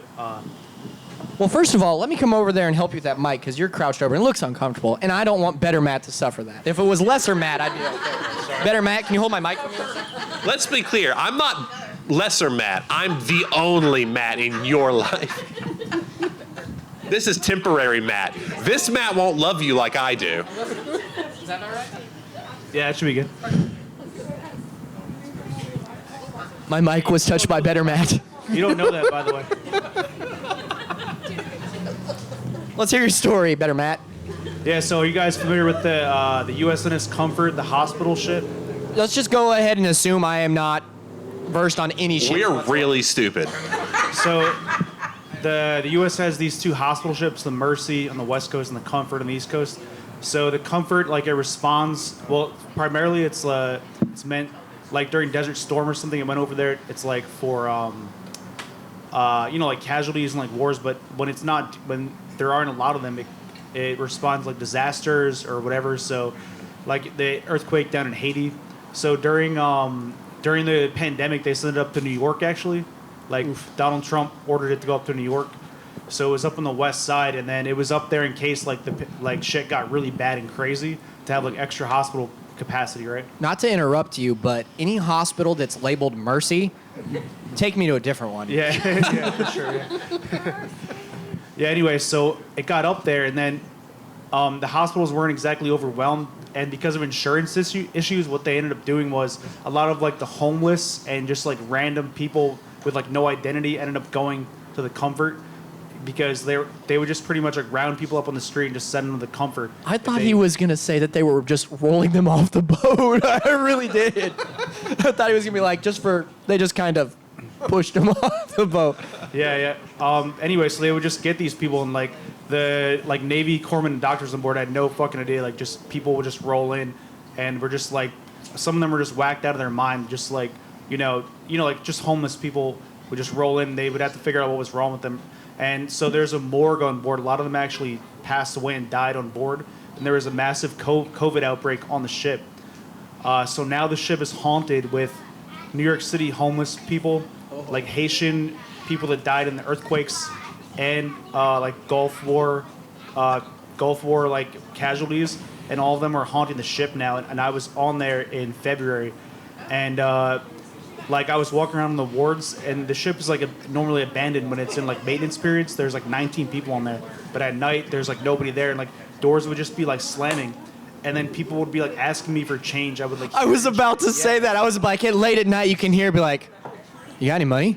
No, yeah, people would be like, and I would hear like cups shaking, and people would be, and then I would look around. There's nobody there. There's nobody. Okay, so you know how I said children ghosts were the worst earlier?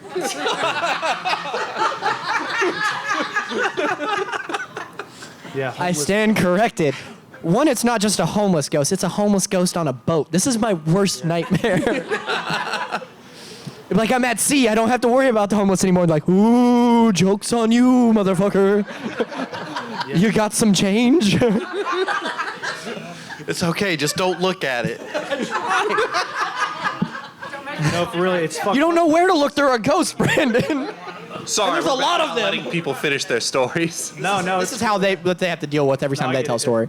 But it's just crazy. It's like these people were alive and well, like not alive and well, but they were alive at least in the winter or whatever the time they were like begging. And now they get pretty much put on this ship, like some of them almost like against their will. Oh yeah, it's almost like taking the sick and putting them in a closed quarters is a bad idea. Yeah. Like, where do we put all the sick homeless? I don't know. The floating tin can. Yeah, let's just make a giant petri dish. Yeah, no, I was walking around at night, and then I thought it was because of like the ventilation differences, like doors would be slamming. So I would ask, and like one of the engineers like, no, the ventilation isn't on there, and like they would slam doors, and then I would hear like running, and then It's never good to hear a homeless person running. Yeah, and then also, and then they would fuck with you. Like there were these practice dummies that like the Navy corpsmen would use to like work on, and so it would have like a leg blown off or like some kind of problem they'd have to find and treat on these dummies, and the ghosts or somebody would like move these dummies around because I would walk around this corner and this dummy was just there, and I would just get like freaked out, you know what I mean? And then I would come back and they would be like gone, or it would be moved somewhere else or to a different bed. So they try to like mess with us or something. That's unsettling. You leave the room, there's a dummy sitting there, you come back, the dummy has a cardboard sign.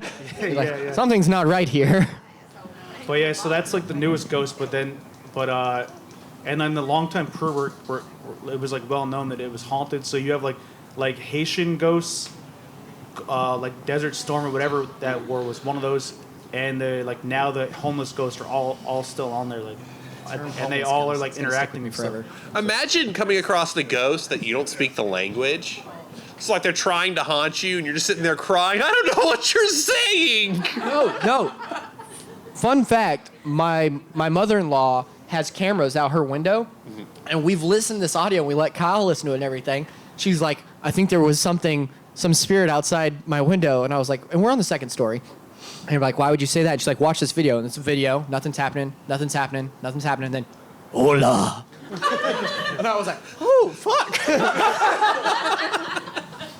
At least he was polite, though. But I mean, it's like 2 o'clock at night. Not really considerate, but at least he was polite. But it was just clear as day, just a scary demonic hola. So it's either a Spanish ghost or a multi-tongued demon. So you were just walking by and you heard it? Yeah, no, like I was crewing there because they have civilians in there too, and I was just like doing rounds sometimes, and it would be at nighttime, and just like crazy shit would be happening. Okay, so you weren't here. You just heard us and you thought it was a comedy show and you came in? Yeah, I was walking by. And you participated? Oh yeah. He wasn't even here, guys. And he participated. Well, thank you so much for coming. Feel free to come on up, grab a sticker. Get you a sticker. You get you 2 stickers because you came and participated from off the street. And we got people here and they're not even helping. I had to force people to do a story earlier. Can you believe that? It works. Thank you, Matt. I will not refer to you as Better Matt because... You refuse to acknowledge the truth? Okay, so we had Better Matt's story and Lesser Matt's story. Let's hear applause for people that preferred Better Matt's story. All right, now let's hear applause for Lesser Matt's story. That's fine. I don't even care. Hey, look, we got little trick-or-treaters here. What's up, guys? Uh-oh, we've got children. I'm sorry. No, it's... Let's guys some stickers. Hold on. Hey, I'm gonna give you guys a sticker. Hey, don't run away. You see that? If you're 2 foot tall, you too can earn a sticker for nothing. Here you go. Y'all have a good one. Amber can't. Yeah. And I'm taller than 2 feet. What was that? I'm taller than 2 feet. You got a sticker. Calm down. I got a sticker. Okay. So clearly we're out of our normal content, so we're going to harass the rest of you for a little bit. So does anybody have something they want to talk about before I just start coming up to people and harassing them? Aaron does. Here, yeah, no, you can have my mic. Hey guys, what's up? Hi. So actually, I know of a haunted house in Beaumont. Ooh. Yeah. I lived there for about 6 months. It's in Old Town, right, which is the most haunted part of Beaumont, obviously. It's the oldest part, correct? It is at the corner of Broadway and 2nd Street. It was built in 1901, and it's a giant piece of shit, let me tell you. He remembers his dates and everything. Yeah. He's better prepared than us. So I actually rented this from a guy, my best friend Zach, who used to do the podcast. He was planning to move in with me. Me and Zach and his girlfriend Tiffany lived at a place. I was like, hey, look, guys, you won't believe it, I found a 5-bedroom house.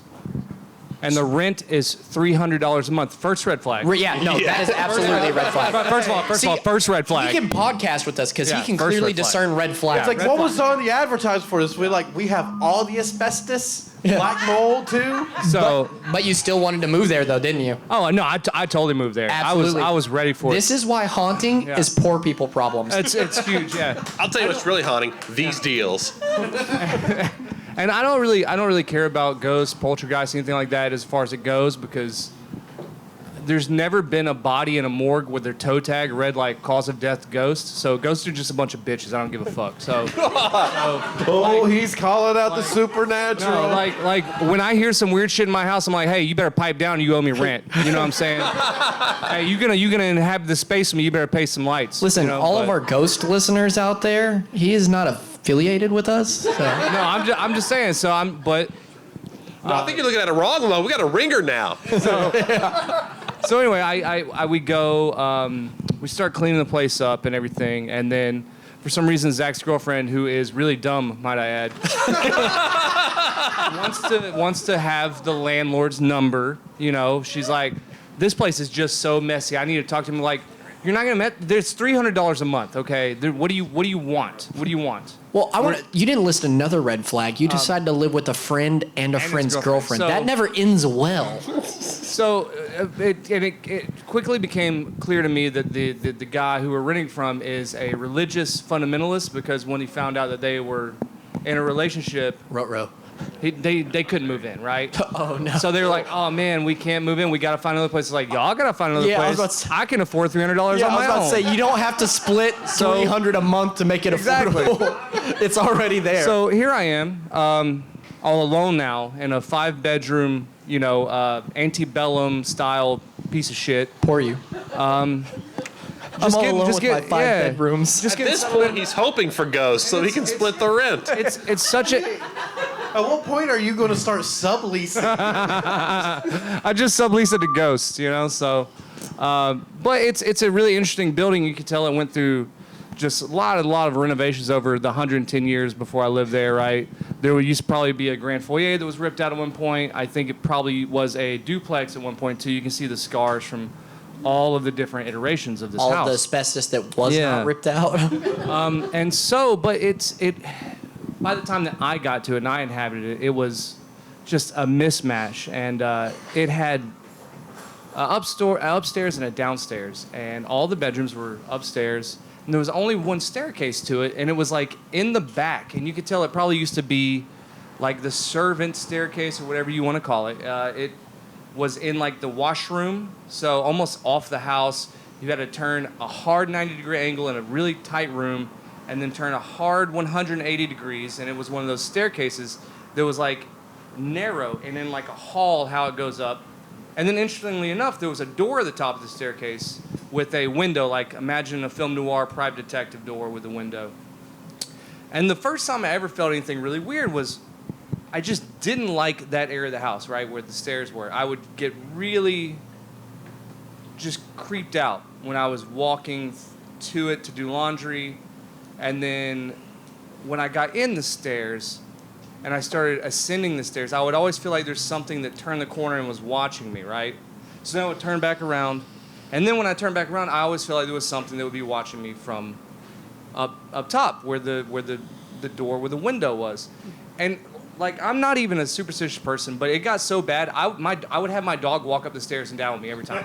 That's what it was. I thought he was about to say he had the dog go first. No, that's the dog go first, right? He's like, all right, old yeller, clear the stairs for me, boy. I would literally have my dog Juno go and be like, hey, you get up the stairs. It never ends well for the pets. I've learned that doing our podcast. It never ends well for the pets. Well, they apparently people will tell you that dogs see more than humans, that type of thing. So I would have Scooby-Doo.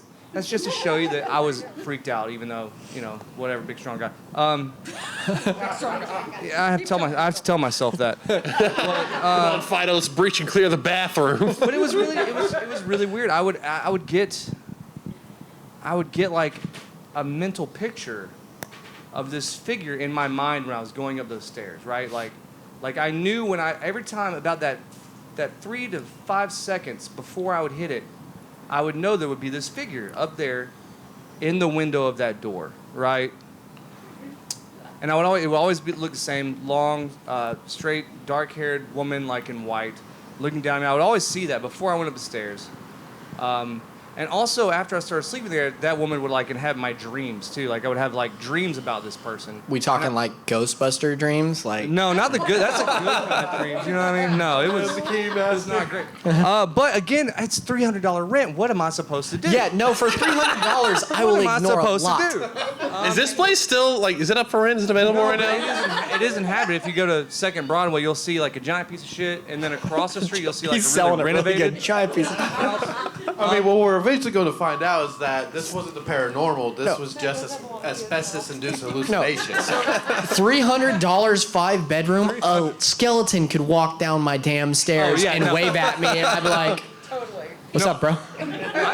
So I ended up, I wanted to live there forever because $300 is nice. Yeah, but fair. I ended up moving to Houston. But after I moved in, I started dating a girl. And I was like, hey, come over, come sleep over my You made the ghost haunted jealous, house didn't you? without central heating, in the wintertime. It's gonna be great. And she did. Really selling himself. So she said, and I like to sleep. I slept in the smallest room upstairs. I like small spaces where I'm sleeping. I'm weird like that. But I He had my says when bedroom he's in a really small box right now. It was actually a dog kennel, and I was like, come in here. But no, that's just my kink. Anyway, we're laying down, we're going to sleep, and then she gets really freaked out because my dog Juno, who I always had go up the stairs because I'm a big, strong guy, but she would sit on the corner of my bed and then, like, tirelessly stare into the corner of the room unflinchingly all night. And that's what my dog did, right, when I slept. And I was normalized to it.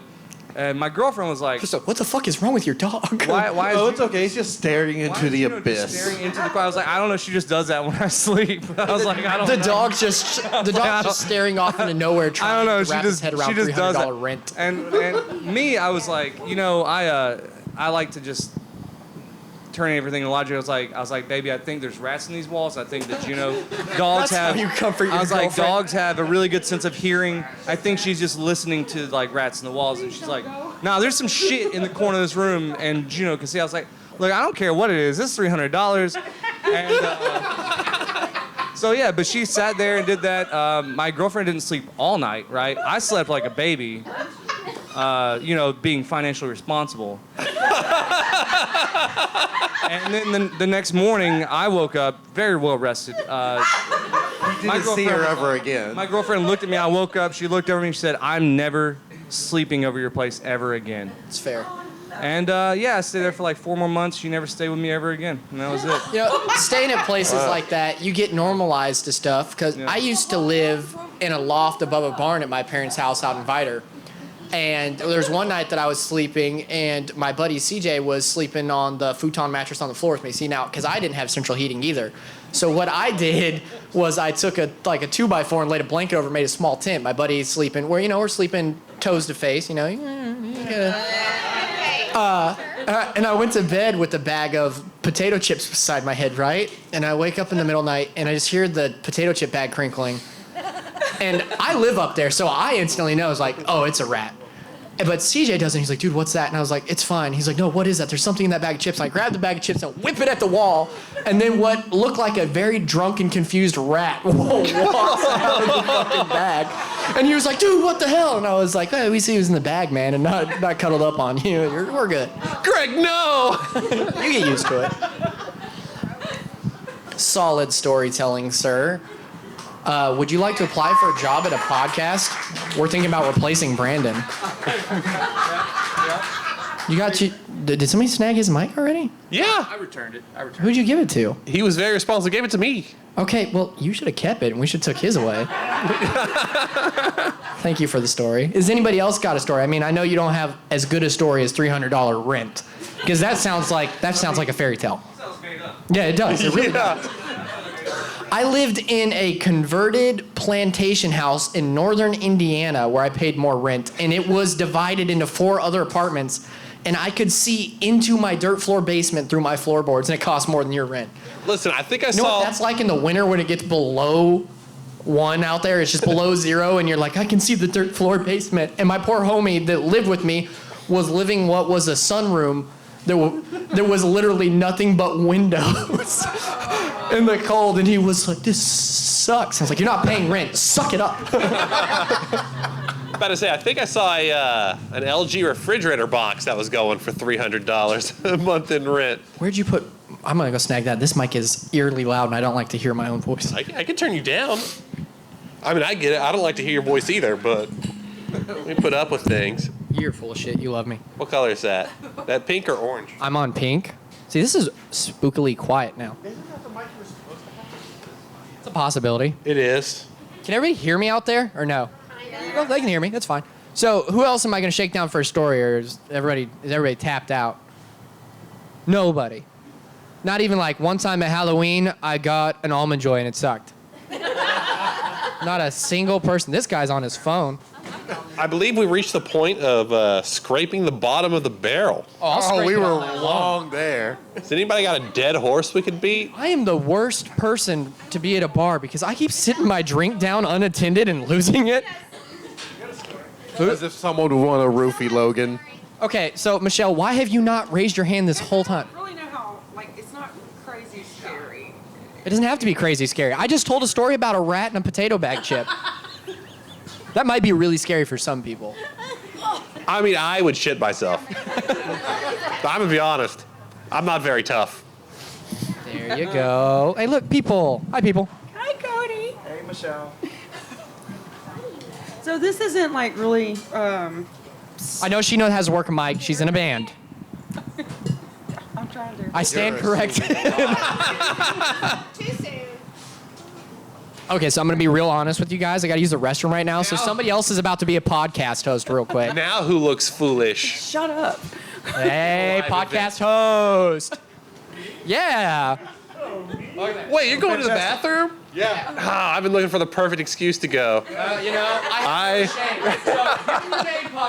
Oh, great. I'm Pierre. Nice to meet everybody. Next, Hi, Pierre. Hi. Great. Fantastic. Now that you're on the microphone, you have to tell us a scary story. Scary that you've experienced, not fake.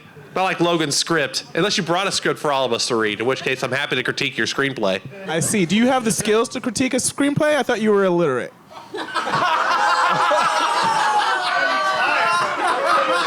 Listen, you underestimate the height of my arrogance. Illiterate or not, I will critique it. I see. I don't have any scary stories. I was in a castle in Scotland a month and a half ago. Right before I went into this castle, so Crathis Castle, if you look that up. Right before I went in, a minute before I went in, I had a personal tour guide that I had hired, and she was like, "Hey, I forgot to tell you, you're about to go into this castle about the ghost." And I was like, ha, what? Because literally, fuck that. I was like, no. What do you mean the ghost? She's like, oh yeah, there's a ghost. She's called the Green Lady. Don't piss her off. And I was like, I kind of don't want to go in this castle now, but I'd already paid for it, and I'm not going to waste money. So I went to the castle. It's a one-way, road kind of a thing. So you go up a stupidly small, crazy small staircase that doesn't have a banister or anything to hold on to. They have a rope tied to something in case you fall, I guess. Okay. Which is insane. I left and Pierre was the new host and Michelle's about to tell a story and I walk out of the bathroom with Michelle's house. What the hell happened? Oh yeah, we bogarted Michelle's time for Pierre's story. Oh, so Pierre, you mean to tell me you had a story this whole time? You didn't raise your hand? His story has a castle. This is why I shake people down because nobody raises their damn hand. Barely a story, I promise. Okay, so yes. Catch you up. I was barely a story. He's 5 minutes in. Oh, it's barely a story, and you were in Scotland. I was in Scotland for work a month and a half ago. What do you do for work? I work for a helicopter company. It's barely a story, guys. I was also in Amsterdam for work, but that has nothing to do with this story. Your life is the story. What is happening? True. I work at a school, and you work for a helicopter company. That's way cooler. Doing boring things. It was weird. Don't worry about it. Working for a helicopter company and going to foreign places sounds dull. Yeah, living in castles. Ooh. Not mad. Anyway, so I was in this is Renfest. See, he is getting the podcast host treatment though, because we're tearing him down as he tries to tell a story. So anyway, you can only go one direction. You can't go backwards. At least that's what they said. And all the spaces are fucking tiny, and I don't know. He says fuck too. I'm not small. So I was walking in and they were like, "Hey, you're gonna have to bend down a lot to get through this castle." I was like, "Of course I am." Kinky. Great, yeah. So they have all these side rooms. You'll go up the staircase, which again is fucking tiny, and there'll be a normal room, and then there'll be a little side room for, I don't know, servants or. That's the second time servant rooms have been mentioned tonight. It's bad. It was bad. So as you're going up, you'll eventually get to the top floor, and then you can go down. Again, there's nothing to hold on to in these winding staircase. There's a rope. At least you had a rope. Amber over there doesn't have anything. It was bad. Her stairs are just a hope and a prayer. But there was a room, which they have little plaques and shit that are like, hey, this is the Green Lady's room. She's a ghost who inhabits this castle. This is her room. And so I walked in and I was like, no. Like, why? Smart man. Why would I say? There are people in the room, like, all excited, like, oh, let's look at this stuff. Look at the things that were hers when she was not a ghost. Yes, they were all white people. You were correct. Scotland. Scotland only has white people. Scotland. There weren't a lot of black people. That's fair. Did I see anyone black in Scotland? No. The answer's always no. I don't think it was a yes. Scotland and Ireland, it's safe to say. But they had like a little plaque that was like, hey, this is the Green Lady's room, like be respectful kind of a thing. And I walked in, took a little glance, walked right back out. Because And there's always going to be one white lady that's like, I don't care if it's the green lady or the blue lady's room. Yeah.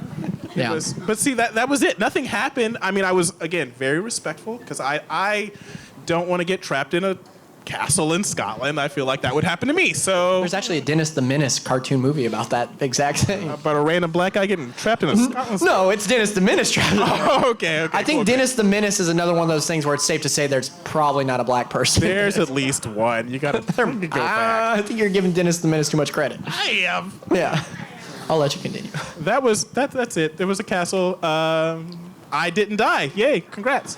Okay, so we're going to try this again, Michelle. All right, yeah, I'm going to dub Michelle as our temporary podcast host. Congratulations, so no, Michelle. you can stay on the mic. He's about to go to the bathroom. It's fine. It can only go horribly wrong. All right, Michelle, here's your time to tell your story.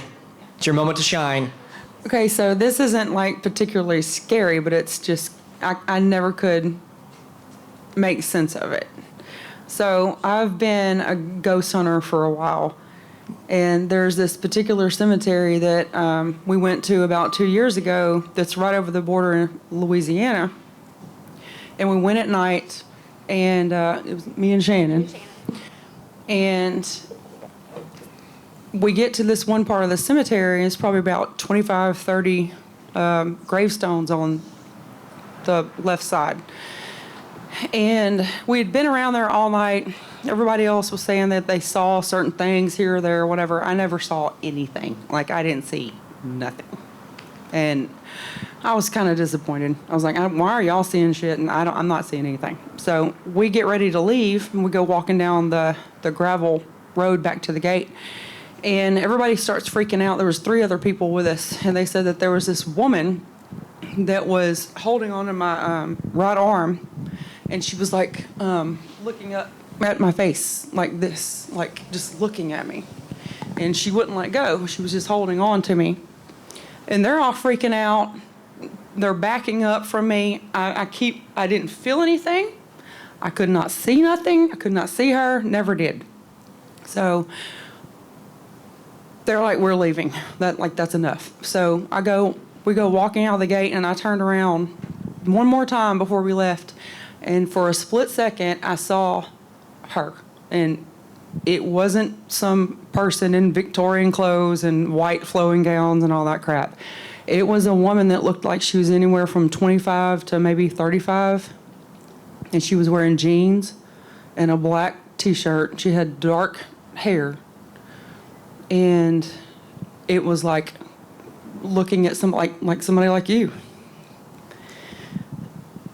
And it freaked me out. I was like, wow, that's so, this isn't like the ghostly Victorian stuff that it's a woman in a white float. Yeah, it was literally like a regular woman standing there like in this time. So we talked about going back and looking at the gravestones and maybe doing a little research later on to see if maybe we could find out who it was. It took a while, so about a year later, this was the beginning of this year, we went back. And I looked at all those gravestones, and everybody that had died was in their 50s, 60s, and 70s, and there was one. And she was 32 when she died. And it had to have been her. That's what I think. But the weird thing is that the next morning, after they said she was holding on to this arm and up against this, I woke up and I had blisters from all the way down here, all the way down here, and all the way down the right side of my leg. like weird blisters. I had not been out in the sun. I wasn't up in the woods. I wasn't around any kind of poison ivy or anything like that. And I had never seen anything like that before. And it was only on the right side of my body. And the next day, they were completely gone. Like they had never been there ever. They didn't itch. They didn't hurt. Nothing. It was just red blisters. Those are GSTs. Those are ghost transmitted diseases. Yeah. Really not the worst kind. Yeah. But they were gone. I mean, they were there. Heck, I got pictures of them all everywhere. And then just gone. It's right over the border in Louisiana, yes. I've heard of the cemetery in Orange where the grave diggers leave a pillow in the newly dug graves because there is something they say that comes out there and sleeps in the graves before they bury people. No. It's because I made it up, but it sounds spooky, doesn't it? No, I have not. I was about to say, that makes no sense. Why would they leave an unburied grave? Brandon, don't crap on the ambiance. So far, all the other hosts have done a better job than us. I mean, we set a really low bar. That's what we aim for. And people listen. That's their Anybody fault. else out here got something they want to talk about? Nobody. See, every time nobody raised their hand, then I go give a mic to somebody and they tell a great story. So there's got to be somebody out here. Because if nobody tells a story, we got to wrap it up. See, they just want to go home. I get it. I know, it's hurtful. Actually, we still got to do the costume contest part and the raffle and all that stuff. So, everybody that's wearing a costume, let's get in the middle part here so we can judge you. Oh, yeah, we'll judge. We need to pass judgment. We got to feel better about ourselves. Oh, the little kids are inside still. That's a Like good old Susie on Sunday after church, we'll judge. Everybody. All right, with the skinless chicken over there, you need to get up too. That thing's wearing a costume. Dude, the thing looks like a plucked chicken before you throw it in the oven. She's sweet, but she looks like I said, she looks like a defeathered chicken and feels like a nutsack. Alrighty. Okay, so everybody that's not wearing a costume, including $300 rent boy, he's still not paying attention. I mean, I get it. He's hurt my feelings. Well, we can't leave judging clearly up to just us. Yeah, why don't you get up there, clown girl? Go. All right, everyone that's not wearing a costume, we need you to come over here to our side here. That means everyone. Everybody. Daniel. He's not listening either. Holy shit. I'm going to go round people up because they're not listening to the mic'd up people. Doug, why would you assume people want to listen to us? I know, right? It's almost like it's what we're trying to do for a living. If you're not wearing a costume. We're like that crazy guy on the corner who just keeps talking. Hey, Daniel. Stories. Man, he is either deaf or just used to ignoring me. Dad, come here. No, we just need you to help vote like everybody else. Say, maybe that's not a costume. Maybe that's an everyday wear. I'm not telling him to get up for the costume contest. I'm telling him to get over here and judge people, which he's jealous. good at. You're not man enough to wear lederhosen. I wasn't talking about his costume. I was talking to him. That's fair. Okay, so, all right. We got judging here. So let's go down the line and get an idea of what everybody is here. This is going to make a loud noise.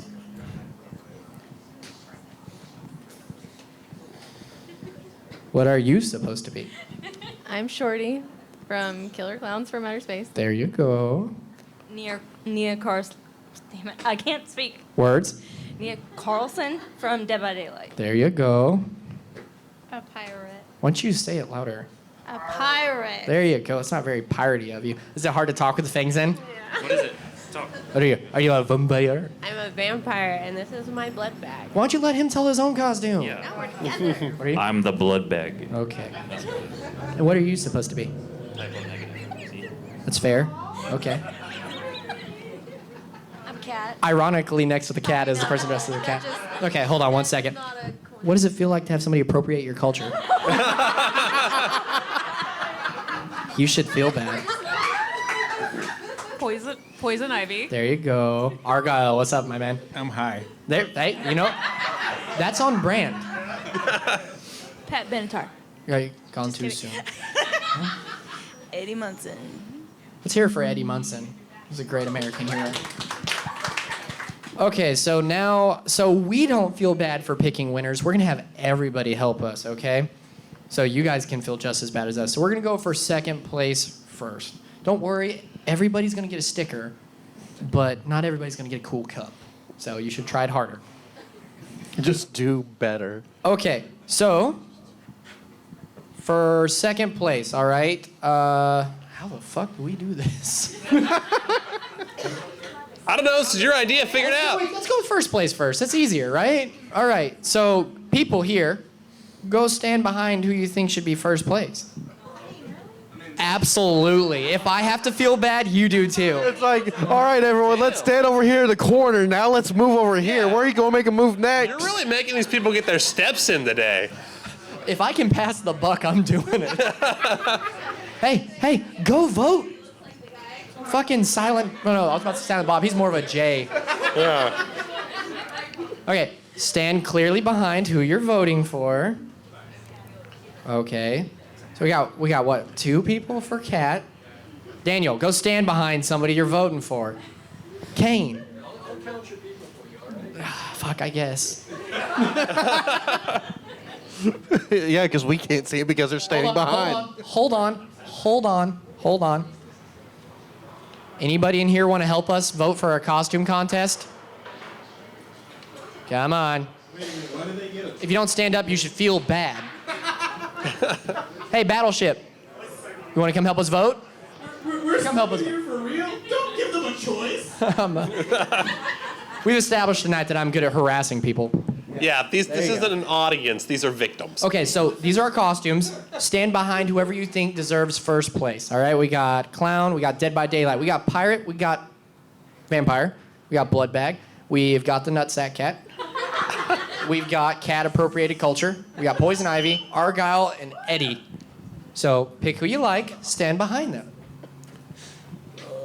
I'm gonna need you two to go stand behind people also. Oh, what is this? If you stand behind your girlfriend, you're going home. If I don't, you will be still going home just alone. Okay, here. There you go. Aw. Okay, all right, here. I see biased. Wow. Okay, Kane, so find me the biggest number. Go stand by him, Mom, with the cup. He's struggling. Counting's hard. Don't tell me what to do, Michelle. Did you just move? No, I was here the whole time. Did you abandon Eddie? Okay, is your count still accurate, Kane? Because he left the person he was standing. Listen, my vote was under duress. Okay, so we've got a tie between Argyle and Poison Ivy. So I'm gonna need everybody that voted for people that didn't win. It's not how this is working. This is for second place. Okay, so go vote for Argyle or Poison Ivy now.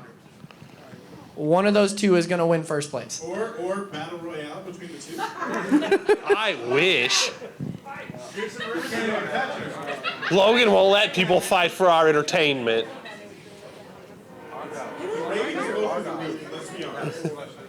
All right, Kane, count them up. Argyle, first place. I got it. I got it. There you go, Argyle, right there. You won you a pint glass. Argyle. All right, that is a pint glass with our little spooky trick-or-treater from the story earlier. And now, for somebody to win the coveted Do Better Cup. Well, it sounds like Poison Ivy won the Do Better Cup. So all my non-dressed up people come back up here. We're gonna draw this out as long as we can for content, Poison Ivy. You need to pipe down. Besides, I told you where I was going for a second. If everyone here's not regretting coming, you will. Alrighty, we're gonna start again, but we're not gonna name off everybody. Right, they're going to launch an investigation into go this up there night. and find who you think needs the Do Better Cup. Look right here. It says it. Well, he took it. It says it right here. Do better. Go find them. Go. Can we stand behind one of y'all? Yeah, follow Brandon. Brandon's good at hurting people's feelings, so follow him. Go find who deserves the Do Better cup. Second place. You interpret it however you want. The cup says Do Better. They're all so confused. They're like, is this second place or am I trying to hurt somebody's feelings? It's second place. Their feelings are already hurt. Just do it. You know how I haven't moved a vote for him this whole time? Unscathed. You're supposed to be down there, guys. Why is the skinniest guy here the laziest? That's what's not fair. Go vote. I don't want to do better. Next time, take control of this and you can make it. Hey, listen, I'm the personality. Okay, so some people are. Hey, Argyle, you won. That means get out here and vote. Come on now. You know you're gonna stay in Argyle. Come on now. I mean, if he votes for you, he's smart. There you go. There's nobody out here dressed up as weed, so he has no one to vote for. I mean, she's close. All right. Okay, Kane. Okay, I got 2 people over there that aren't voting. Can't abstaining be an option? Okay, Kane, get out there, round me up some numbers. They're all lined up for the cat. The real cat. The human scrotum in cat form. Got it anyways. Matt, Poison Ivy won. Everybody that did not win something, come up here and get you a sticker. Congratulations. Even if you already Do got a better. sticker. Come up and get one. I already got all 3. Hey, I got Casper. All sorts of stickers here. And then we're gonna do the raffle here. So I still have this. I don't need this anymore. There's a bunch of stickers. Go take a look. There is. Oh, we have like. There's like 5 cryptid stickers. Then there's a Dolltober sticker. Then there is a Crypt or Treaker. Ah, I We named got it. like 7 or 8, 9 There's a lot of stickers. We also have more on our merch store. No, we don't. We don't have any stickers on our merch store. I don't know. Go to the merch store. Get the Parlingua. The Parlingua is my favorite cryptid, other than Spectre Moose. Content to come. Also a T-shirt, at least for me. Wait, at this rate, Spectre Moose is always going to come. Gross. Yeah.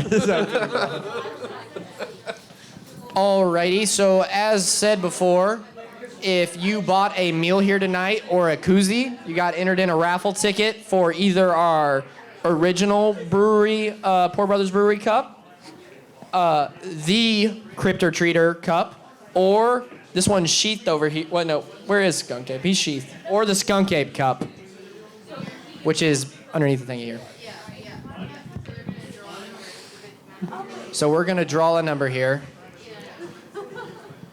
All right, for the Skunk Ape Cup, we have got 841018. I repeat, I've got 841018. Let's draw again. Give her the Skunk Ape.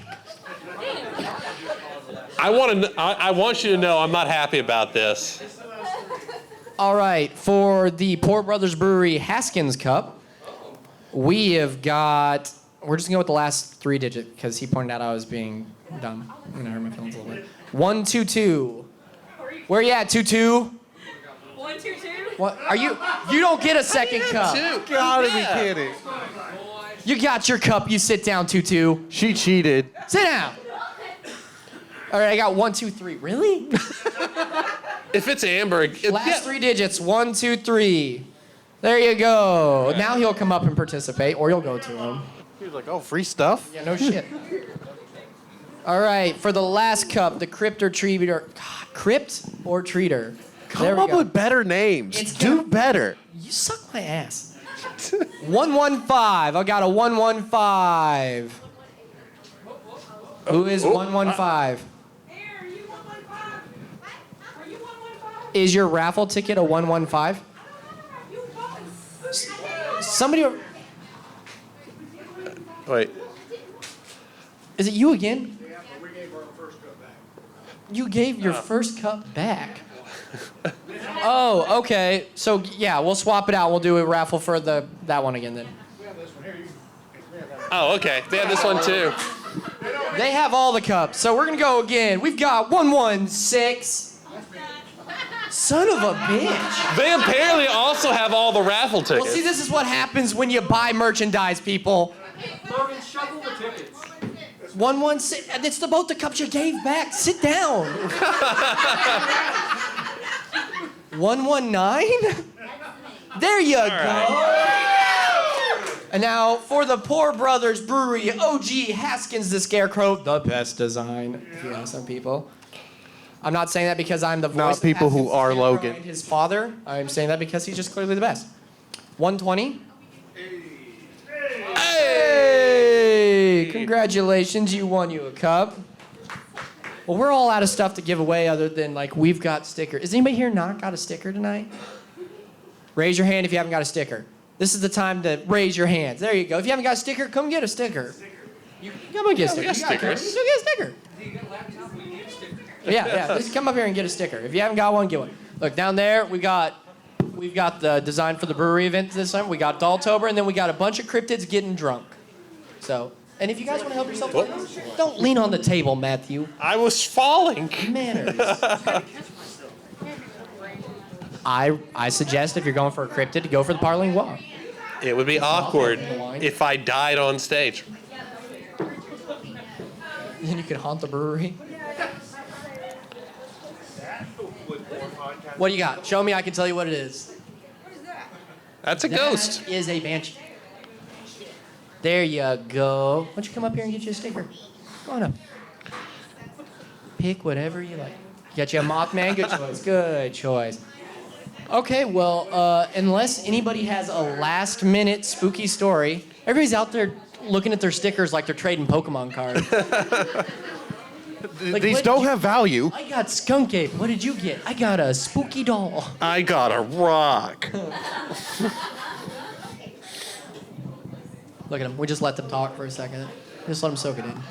Yeah. No problem. Well, hey, now would be a good time to plug our merch store. Oh, yeah. We actually have a website now, which is the UnitedStatesOfParanormal.com. We have our own website, which you can go to find where to listen, find our merchandise, like the shirt that Matthew's wearing right there.